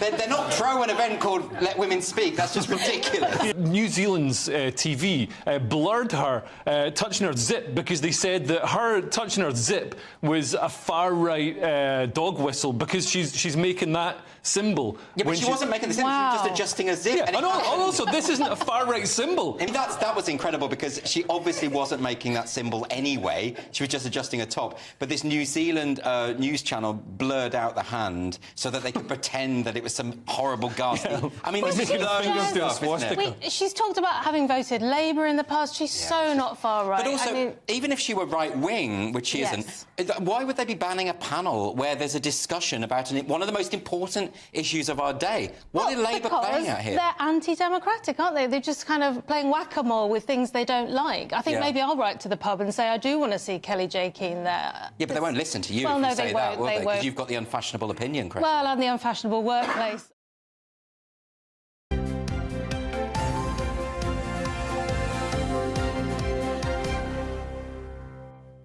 All right, papers for you now with the writer and columnist Emma Wolfe and editor of Spike, Tom Slater. Morning to you both. Oh, what should we start with? Children at risk of blindness. Yes, that's a worry. That's Emma's story in the Mail. Yeah, well, I think this one's really, really concerning. Basically, sort of top opticians and eye surgeons are saying they're seeing more and more short-sightedness and myopia amongst very young children. Children as young as 4 are being forced to just spending way too much time staring at screens, staring at their phones. Is that what it is? Not enough time outside with natural daylight. Natural daylight, I didn't know this, actually is necessary to develop your eyeballs and to develop your eyesight when you're little. It regulates the growth of eyeballs. I just took my 3-year-old for an eye test yesterday, which is pointless because they can't really test a lot. But anyway, it's so crucial. And these opticians are saying, because of the phone addiction, but also because of the pandemic, when people were forced to stay indoors, they weren't outside. Lots of children and lots of teenagers, for the first time, they're sort of achieving the worst possible scores for short-sightedness, which is a real worry. If you think about that, you know, you're not doing the distance vision, you're basically staring at a screen, staring at a tablet.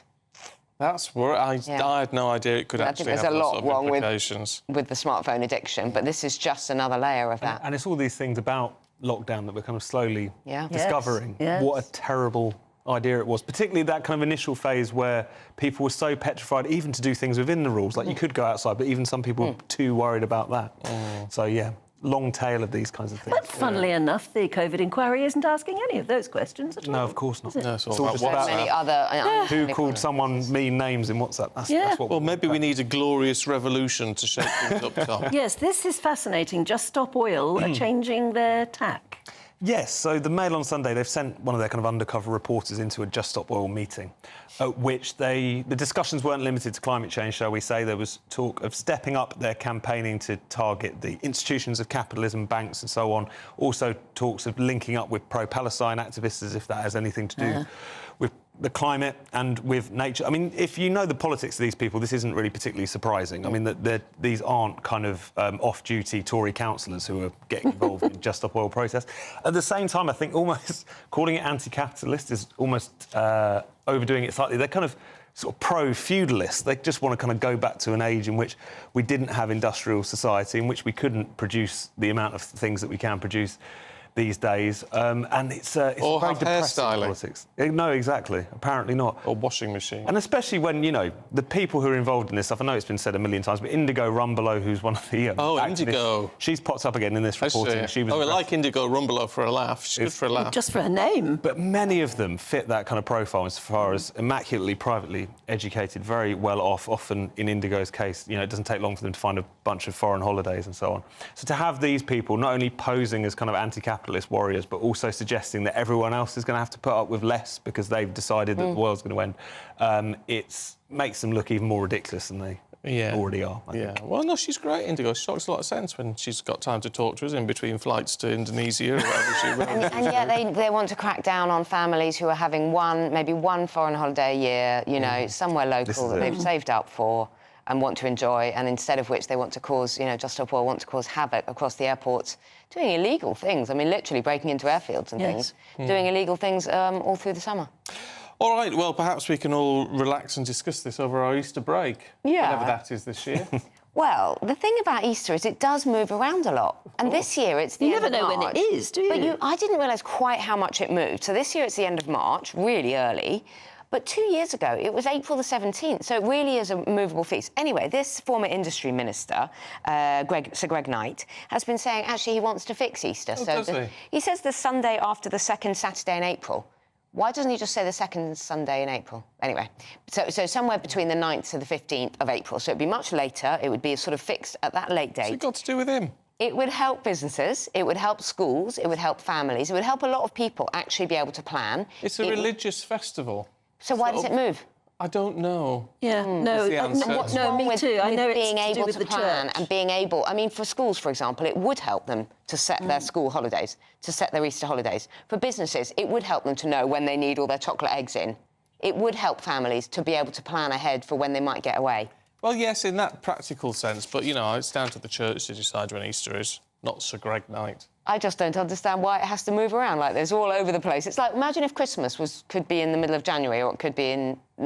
Wouldn't that add to the excitement? The excitement of it all, the chocolate eggs and the excitement. Yeah. And we would get nicer weather if it was a bit later in April. Well, there's a proposal. Yes, I don't know. Or I would just say we'll do whatever the church wants on that one. Mm-hmm. I sort of think. Just very briefly, we've got 10 seconds. Running rage, Tom. Joggers are angry. Yes. So if you want to improve your mood, don't jog. Because apparently, according to a survey of 10,000 people, it actually makes people very angry because it's very repetitive, and that you should take up aerobics or yoga instead. That's your top tip this morning. Well, that's my excuse for not running. Yeah, quite right, too. It's been good to see you both this morning. Thanks very much indeed. Here's your weather. Looks like things are heating up. Boxed boilers, sponsors of weather on GB News.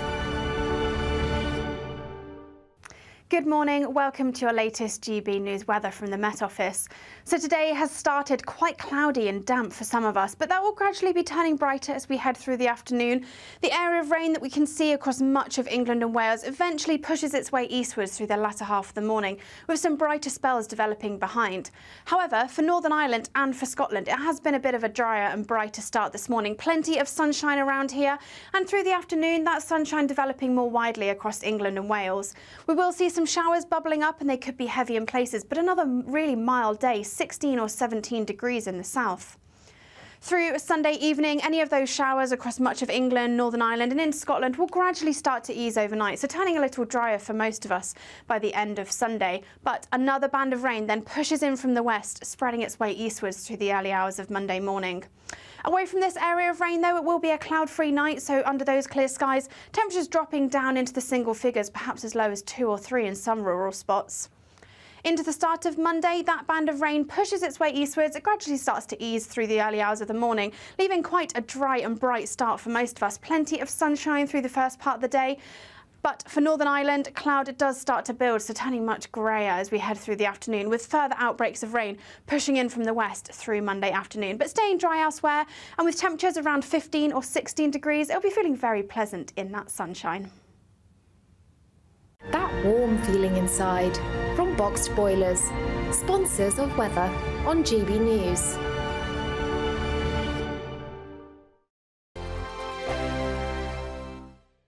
We've got cash, treats and a spring shopping spree to be won in a great British giveaway. You could win an amazing £12,345 in tax-free cash. Plus, there's a further £500 of shopping vouchers to spend at your favourite store. We'll also give you a gadget package to use in your garden this spring. That includes a games console, a pizza oven and a portable smart speaker, so you can listen to GB News on the go. For another chance to win the vouchers, the treats and £12,345 in tax-free cash, text GBWIN to 84902. Text costs £2 plus one standard network rate message. Or post your name and number to GB03 PO Box 8690 Derby DE1 9TT. UK only. Entrance must be 18 or over. Lines close at 5 p.m. on Friday the 29th of March. Full terms and privacy notice at gbnews.com/win. Please check the closing time if watching or listening on demand. Good luck. Headliners. Tomorrow's papers tonight. Every night from 11 p.m.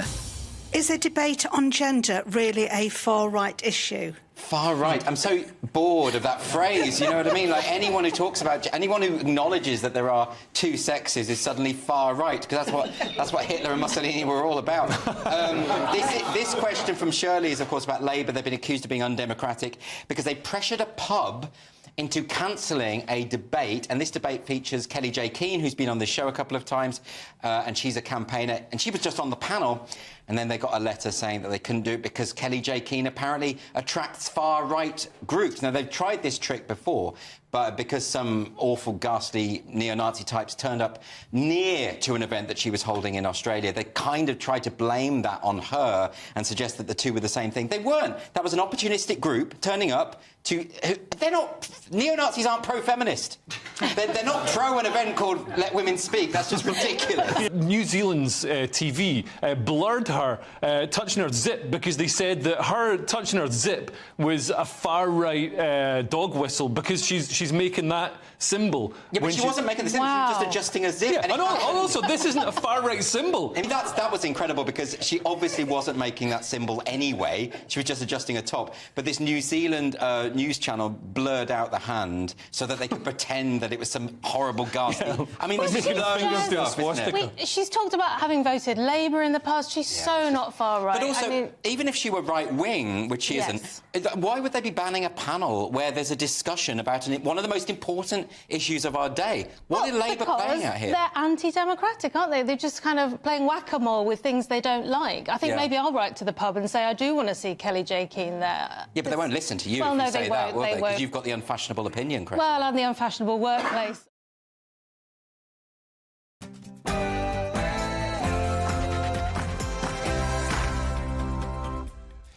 Good morning to you. It's 9 o'clock on Sunday, the 17th of March. Today, growing pressure on the Prime Minister as senior Tories rally behind Rishi Sunak over a growing plot to replace him with Penny Mordaunt. A shocker weekend for the nation's supermarkets. Sainsbury's and Tesco both facing tech issues. We'll have the latest from St Albans as customers all across the country didn't get their orders from Sainsbury's and Tesco's following a technical difficulty that they had at both stores. Well, it's a happy St Patrick's Day to you all. Stay with us as we'll bring you all the festivities throughout the course of the day. After a wet start this morning, there'll be a bit more sunshine on offer this afternoon. Join me later for the full forecast with all the details. Morning to you, I'm Stephen Dixon. And I'm Anne Diamond, and this is Breakfast on GB News.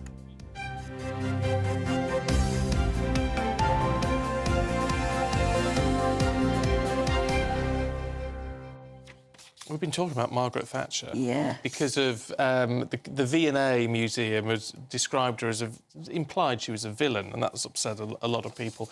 But it's, the dynamic, isn't it interesting how it very Marmite and always will be. Rhiannon says she was the most cruel and evil Prime Minister ever, destroying communities. Steve says Maggie put the respect back in the UK. Most of those who hated her didn't realise how bad the state of the country was under the Labour Party, who were giving our wealth away. I think that's very true. We forget, don't we? Jane from North Yorkshire says, morning, Stephen and Anne. Nice to see you back in your position. Stephen, hope you are better. Oh, thank you. I had the privilege to spend a day in Margaret Thatcher's company back in the 1980s. She was intelligent, a leader, and above all, my abiding memory of our conversation, she was ordinary, caring and fun. I asked her what she missed most, and she said she missed being able to go out into a supermarket and being able to see ordinary people. She was not a villain. She was remarkable and a hero for me and many others. As you say, Marmite. Marmite, well, I tend to think she did what was necessary at the time, but she did she did do it in a brutal way. Yeah. And that's what people can't forgive her for. And if you were affected by that directly, well, you'd never forgive her, I suppose. No, I can understand that. I mean, it was terrible, what the effect that closing the mines had, particularly in the north, and not understanding the terrible effect it had on communities, and not providing an alternative. If you're going to close a mine, don't you try and think of putting a different form of employment there? But, it's about... She looked at the big picture and ignored the little picture, ignored the little people, if you like. Whereas I think a lot of the problems with politics now is they spend too much time trying to appease individuals, trying to please everybody, which means you never get anything done. There's got to be a middle ground somewhere. I don't know where it is. And we do forget how strong the unions were back in the 80s. They almost sort of stopped the country achieving or doing anything. Certainly in the television industry, it was absolutely appalling. Couldn't do anything, couldn't get anything done. Everything would get blacked by the unions. Really? Yeah, and yes, it was difficult. But it was a very, very unhappy time when she actually sort of saw her mission as smashing the unions, and she did do that. And a lot of people in the television industries too will never forgive her for what she did there. TVAM, the breakfast channel that I worked for, was very much part of the way we smashed the unions. I was sent to Australia to do programmes from Australia because we couldn't use union workforce in London. Yet another diamond sent to Australia. I was sent to Australia, yeah. She's been looking at loads of diamonds sent to Australia, including an Anne diamond. Yeah. She went out there for petty larceny. She was sent out for petty larceny to Tasmania in 1874. Can you imagine how rough it must have been? But a lot of women were sent out to Australia for very small, sort of petty sort of crimes. And it is thought it's because they needed women out there. So if you nicked anything, you got done, you got sent on the next ship to Australia. Wow. It was a tough life. Bring it back. No, I'm only joking. No. I'm only joking. Would like to go to Australia, though. Anyway, look, we've been discussing all morning, talking of old Prime Ministers to new ones.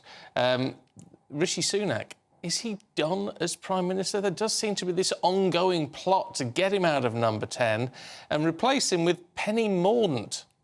Is that going to work? I don't know, let's... And why would she want the job at the moment? Well, that's a very big question. Camilla Tominey is going to be here at 9:30, of course, with all your politics. And Camilla, this is... Look, this is rumbling on in a way that is going to be damaging to number 10, hasn't it? Is there anything that isn't damaging to number 10 at the moment in the morning papers? The Mail on Sunday's running with a new polling which suggests that the Tories are facing their biggest electoral defeat in history. Talk of Labour having a 250-seat majority, would you believe? As you say again there, Stephen, there's speculation about Rishi Sunak's future. In the Sunday Times main read, there's talk about Sunak himself resigning himself to maybe having to step down in June and July. He doesn't know if the party can go the distance to the November election that's now seemingly being planned. As you say, talk of Penny Mordaunt replacing him. I mean, these are not the headlines that the Conservative Party needs when it's already more than 20 points behind in the polls. It's quite unbelievable, really. But then many people watching and listening to this will be thinking that the idea of replacing the Prime Minister again, after everything that's gone on in the last 3 years, is complete madness anyway. So I shall be quizzing the Transport Secretary, Mark Harper, about all this. He's a very fierce Rishi Sunak loyalist. But at the end of the day, with the polling looking so dire, can the likes of Mark Harper and others really stick by the Prime Minister? I mean, it looks as if he is heading them to electoral calamity, to be perfectly honest. Former Tory leader, I think, in the studio as well, haven't you? Who may well give us an insight. I don't know. I don't know if anyone knows what's going on, do you?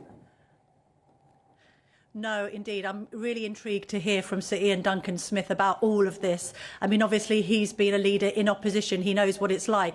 I think he finds the idea of some Tory MPs saying, well, maybe we need a period in opposition as anathema, really. I mean, you go into opposition, particularly if Labour has got a stonking majority, if it is going to be predicted to be over 100, over even 200. I mean, that's taking the Tories back to a worse situation than post-1997. So I'll be very interested to hear what Sir Ian thinks. Also, I'm going to be speaking to the Labour's he's the Shadow Paymaster General, Jonathan Ashworth. Now, he's the man who was putting a bet on the idea of the election being in May. Clearly, it's not going to be in May. Rishi Sunak ruled that out last week. So we are looking at perhaps the autumn. Some are even thinking the Tories might drag it out until next January. I think they've got that January the 25th, 2025 deadline. But we'll be speaking to Jonathan Ashworth and asking him, you know, why are Labour lobbying for this early election? I agree it's because the polls are so favourable towards them now. But what's the policy platform? What do they actually believe in?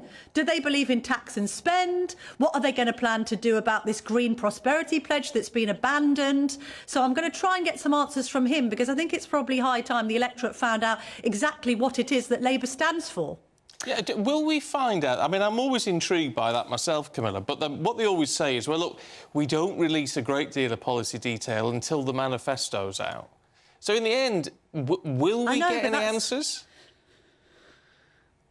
I mean, I get the whole let's wait for the manifesto to come out, but we might not see that manifesto until October if it's a November election. And in the meantime, people are legitimately asking the Labour Party, well, did you agree with what was in the budget? I mean, people thought the budget was Labour light.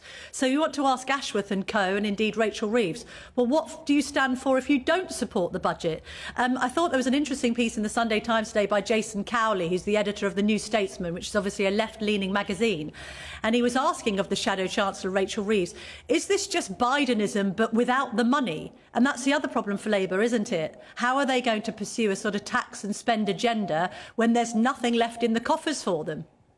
Talking of interesting articles, I mean, it's your article that got us talking about whether Margaret Thatcher should be called a villain, which is something the Victoria and Albert Museum have sort of done, haven't they? And they've almost likened her. They put her in the same sentence, anyway, as Adolf Hitler and Osama bin Laden.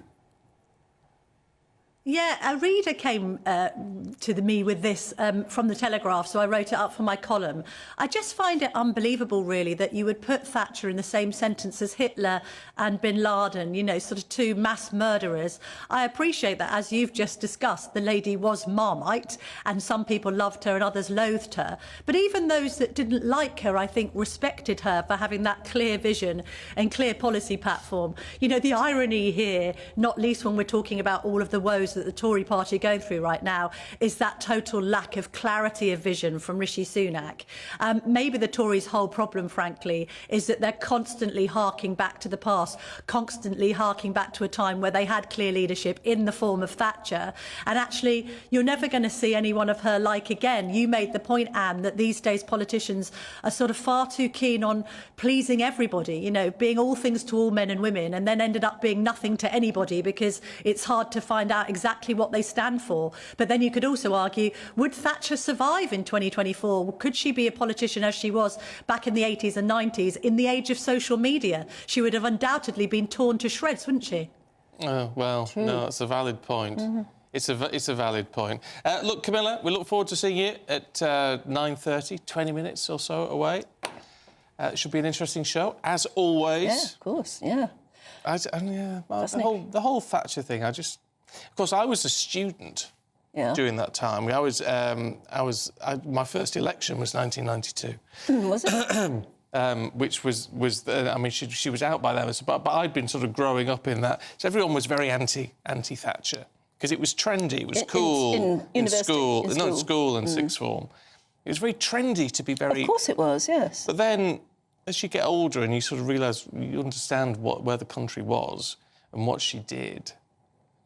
That's how you look at it differently. Even though my father was made redundant as a result of a lot of these changes, and it caused us a lot of problems. But well, as I was saying, I felt what it was like to be up against the unions on front line, because we were trying to keep a television station going. We were trying to make reports, and the unions stopped us doing that again and again and again and again. Mm. And it was relentless, this feeling that unreasonable unionism had taken over the country and was preventing anything happening.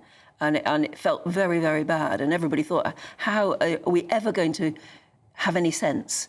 And then it came in the form of Margaret Thatcher. And as you say, pretty brutal. But that's the thing. The argument would be that it had to be at the time. Yeah. Can you imagine things grinding to a halt now? Oh, let's talk shopping.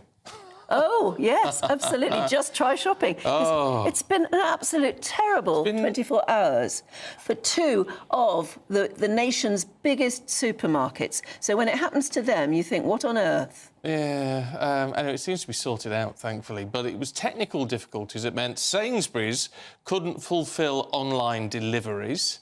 Neither could Tesco's. And also within Sainsbury's, contactless payment systems were shut down. So if you wanted to pay for your shopping then and there, you couldn't. You couldn't do it unless you queued at the cash machine. Cash? What's that? Apparently it was a software update. Yes, but then coincidentally it happened at the same time to Tesco. They're saying that the two incidents are not linked, but you almost ask, how can they not be? Yeah, you do wonder, don't you? Let's get the latest from Theo Chikomba, who's outside the Tesco's for us this morning. First and foremost, is everything back on track, but is there going to be a big backlog for these delivery customers? Well, for now, everything seems to be working again as they wanted it to be, but it is that backlog which is now a concern for people who have been waiting for their deliveries. Now, on the weekend is when many people are off work and expecting to have those online food deliveries in time for their dinner party, or maybe just simply that's the time they are available. But let's start with Tesco, though, first of all. They had a small number of deliveries which weren't able to be fulfilled because of a technical difficulty that they had. This issue is not related, though, to Sainsbury's issue, but they are saying they are working through that. And today, though, we've been inside there, everything seems to be working and the online orders are happening. So it is that backlog now. Those people who are waiting for their orders hopefully should be receiving those. And then on to Sainsbury's. Now, they were doing an overnight software update from Friday into Saturday. And of course, this then had an issue yesterday as those deliveries were meant to be made, but they weren't able to as a result of this issue. Now, what we do know is that both of these big superstores carry out hundreds of thousands of deliveries which have been made online every single week, but at the moment we don't know the specific number of how many people have been affected. But when you hear numbers like that, it certainly does point and indicate that a lot of people were affected by this. Now, this does raise questions, though, about the importance of cash, particularly when lots of people now rely on contactless payments. We saw that issue at Sainsbury's yesterday. Although it has been fixed, we saw some people who came out of the shop empty-handed, saying they weren't able to purchase what they wanted because the contactless machine wasn't working, and the ATM outside as well. But now we do have to think about what financial implications will this have on both of those superstores, particularly as other people would have probably gone to other stores as well, just so that they can get those food orders that they had been waiting for. Gone to Iceland. I think you might was up for that. I think it might have been. I'm thanks so very sorry. much indeed. It's not, is it? Is that the right one, or is it should have gone to Specsavers or something? Specsavers, I think. Or both. It was where I got these. Sorry about that. Does make you wonder. But don't you think? I mean, a lot of people will have just gone to another supermarket. Yeah. The problem is if you're expecting a delivery, when will it ever come? Yeah, well, it probably wasn't picked up. It probably wasn't collated, was it? What will you have for Sunday lunch? I don't know. Fish and chips. Yeah. Oh, go the chippy instead. That sounds really good. Anyway, what you need is a pizza that you cook yourself. And I'll tell you for why, because it's time for our Spring Great British giveaway and your chance to win gadgets, including a pizza oven, a shopping spree and £12,345 in cash. You've got to be in it to win it. So here's how. Want to be a winner? You've won £18,000. Oh, flipping heck. I don't know what to say. Enter our massive spring giveaway with 3 big seasonal prizes to be won. There's £12,345 in tax-free cash to give your finances a spring boost. We'll also send you on a shopping spree with £500 worth of vouchers to spend in the store of your choice. You'll also get a garden gadget package. For another chance to win the vouchers, the treats and £12,345 in tax-free cash, text GBWIN to 84902. Text costs £2 plus 1 standard network rate message. Or post your name and number to GB03 PO Box 8690 Derby DE1 9TT. UK only. Entrance must be 18 or over. Lines close at 5 p.m. on Friday the 29th of March. Full terms and privacy notice at gbnews.com/win. Please check the closing time if watching or listening on demand. Good luck. Good luck indeed. And if you don't want the pizza oven when you win it... Oh, I'll have it. I'll have it. I'm absolutely intrigued by the idea of a pizza oven in the garden. It does sound rather nice idea. But you'd have to make the pizza yourself as well, wouldn't you? Yes. You could sit there and cook it outdoors. You can buy pizza dough ready mixed and things. Can you? Yeah. And then you just put your topping on. Nice. Yeah. Yes, I'm quite intrigued by the idea. Yeah, I'm of beginning pizza to get very interested as well. So anyone who wins it and doesn't want it, we'll help you test drive it. Anyway, still to come, we're going to be heading back to Doogie Beatty in Belfast as St Patrick's Day celebrations get underway. I'm Christopher Hope. And I'm Gloria Di Piero, bringing you PMQ's live here on GB News. Whenever Parliament is in session on a Wednesday at midday, we'll bring you live coverage of Prime Minister's questions. We'll be asking our viewers and listeners to submit the questions that they would like to put to the Prime Minister, and we'll put that to our panel of top politicians in our Westminster studio. That's PMQ's live here on GB News, Britain's election channel. I think the most exciting bit for me is talking to people. People who I think are ignored often by the major news channels. We're going to give news they want to hear. There's a voice there that needs to be heard. I think there's a chance here for a diversity of opinion to be expressed, which you don't find elsewhere. It's really exciting. We don't hold back. We're free to say how decisions that are taken here affect us all around the country. Only on GB News, the People's Channel, Britain's news channel. Free Speech Nation, Sunday nights from 7 p.m. I've got an idea. I think that all 30-year-olds should be given £10,000 from the banks of baby boomers. We've got a situation in this country now where millennials are the first generation in modern times expecting to be poorer than their parents. We, as 30-year-olds like me, are half as likely to own a house as people my age 30 years ago. In fact, the cost of a home in Britain compared to average incomes has as big a gap today as it did, wait for it, in the 1860s. It is a Dickensian situation.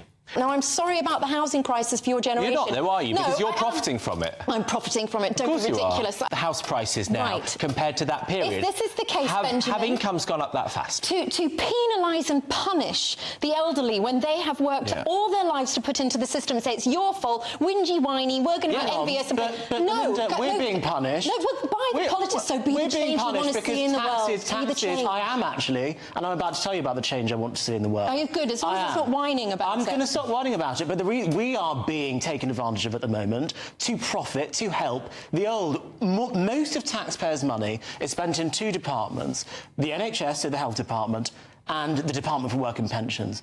Those departments disproportionately serve the older population. Now, I've got no issue with that, but let's not pretend that it is not young working people that is paying for the public services for old people. So actually, we are having it hard, and I just look at the future, and we see a future of perpetually higher taxes to pay for this increasing ageing population, a shrinking labour force, and you're here saying we've got nothing to worry about. The young stop voting for mass immigration parties. The young stop voting for parties that don't build houses. Immigrants actually pay taxes, pensioners don't. Brand new Sundays from 6 p.m. The Neil Oliver Show. It's absolutely vital that people are given the opportunity to take part in the debate, to say the things that matter to them, to be challenged. A country is only really a shared dream. As long as enough people have a shared idea of what it is, then that country exists. What GB News does is give voices somewhere they can be heard. The Neil Oliver Show. Sundays from 6 p.m. on GB News.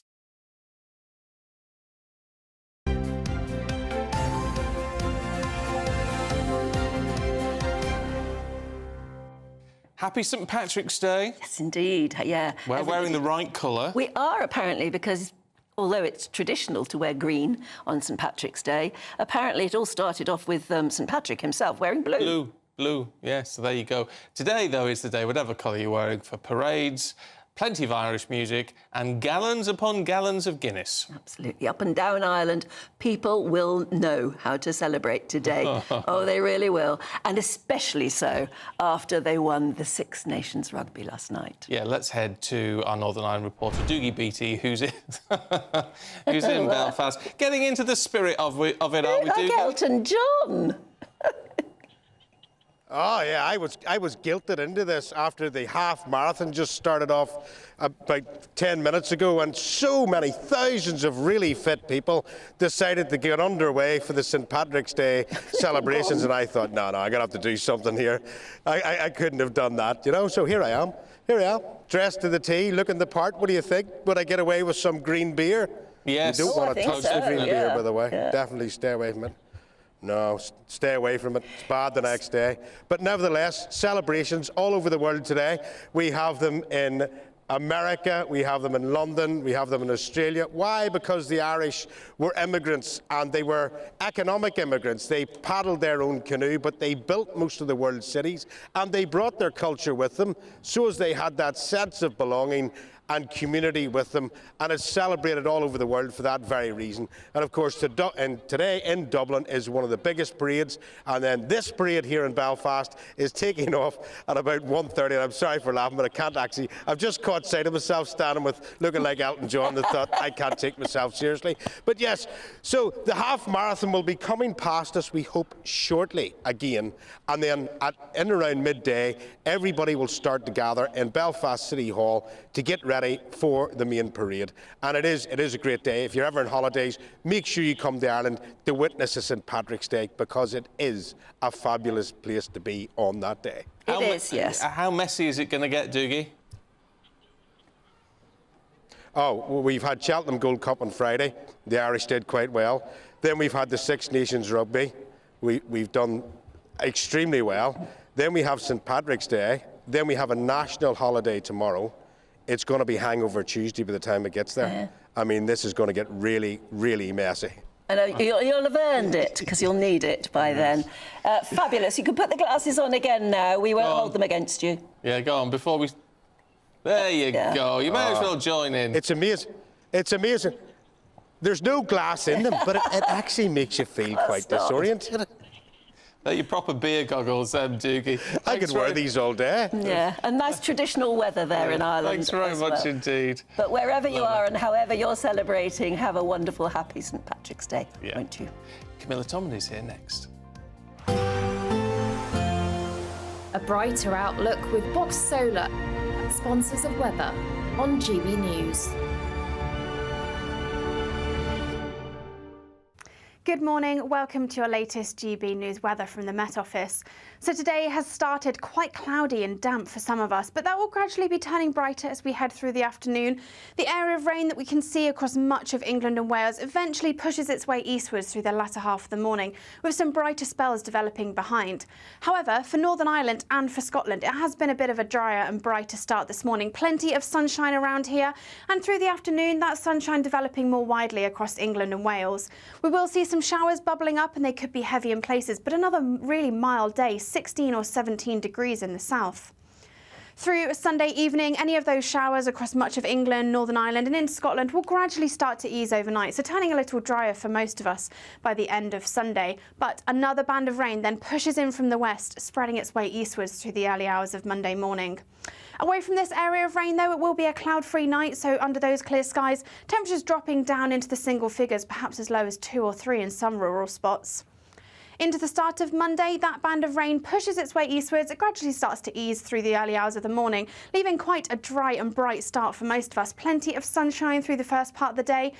But for Northern Ireland, cloud does start to build, so turning much greyer as we head through the afternoon, with further outbreaks of rain pushing in from the west through Monday afternoon. But staying dry elsewhere, and with temperatures around 15 or 16 degrees, it'll be feeling very pleasant in that sunshine. Looks like things are heating up.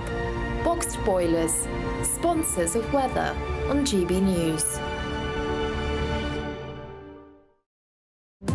GB News is the home of free speech. We were created to champion it, and we deliver it day in, day out. Free speech allows us all to explore and debate openly the issues most important to us, our families, and of course, the British people. Having challenging conversations to enlighten each other. Which is why we hear all sides of the argument. We are the People's Channel. We will always stand by the freedom to express yourself. On TV, radio and online. This is GB News, Britain's news channel. Join me, Camilla Tominey, every Sunday at 9:30 when I'll be interviewing the key players in British politics and taking them to task. This report basically says that he's not fit to stand trial. With an upcoming election looming over Westminster, now is the time for clear, honest answers. I agree. And that's precisely what I'll get. Is he indecisive? Incompetent? That's the Camilla Tominey Show at 9:30 every Sunday on GB News, the People's Channel, Britain's election channel. I'm Michelle Dewberry, and I'm not here to tell you what to think.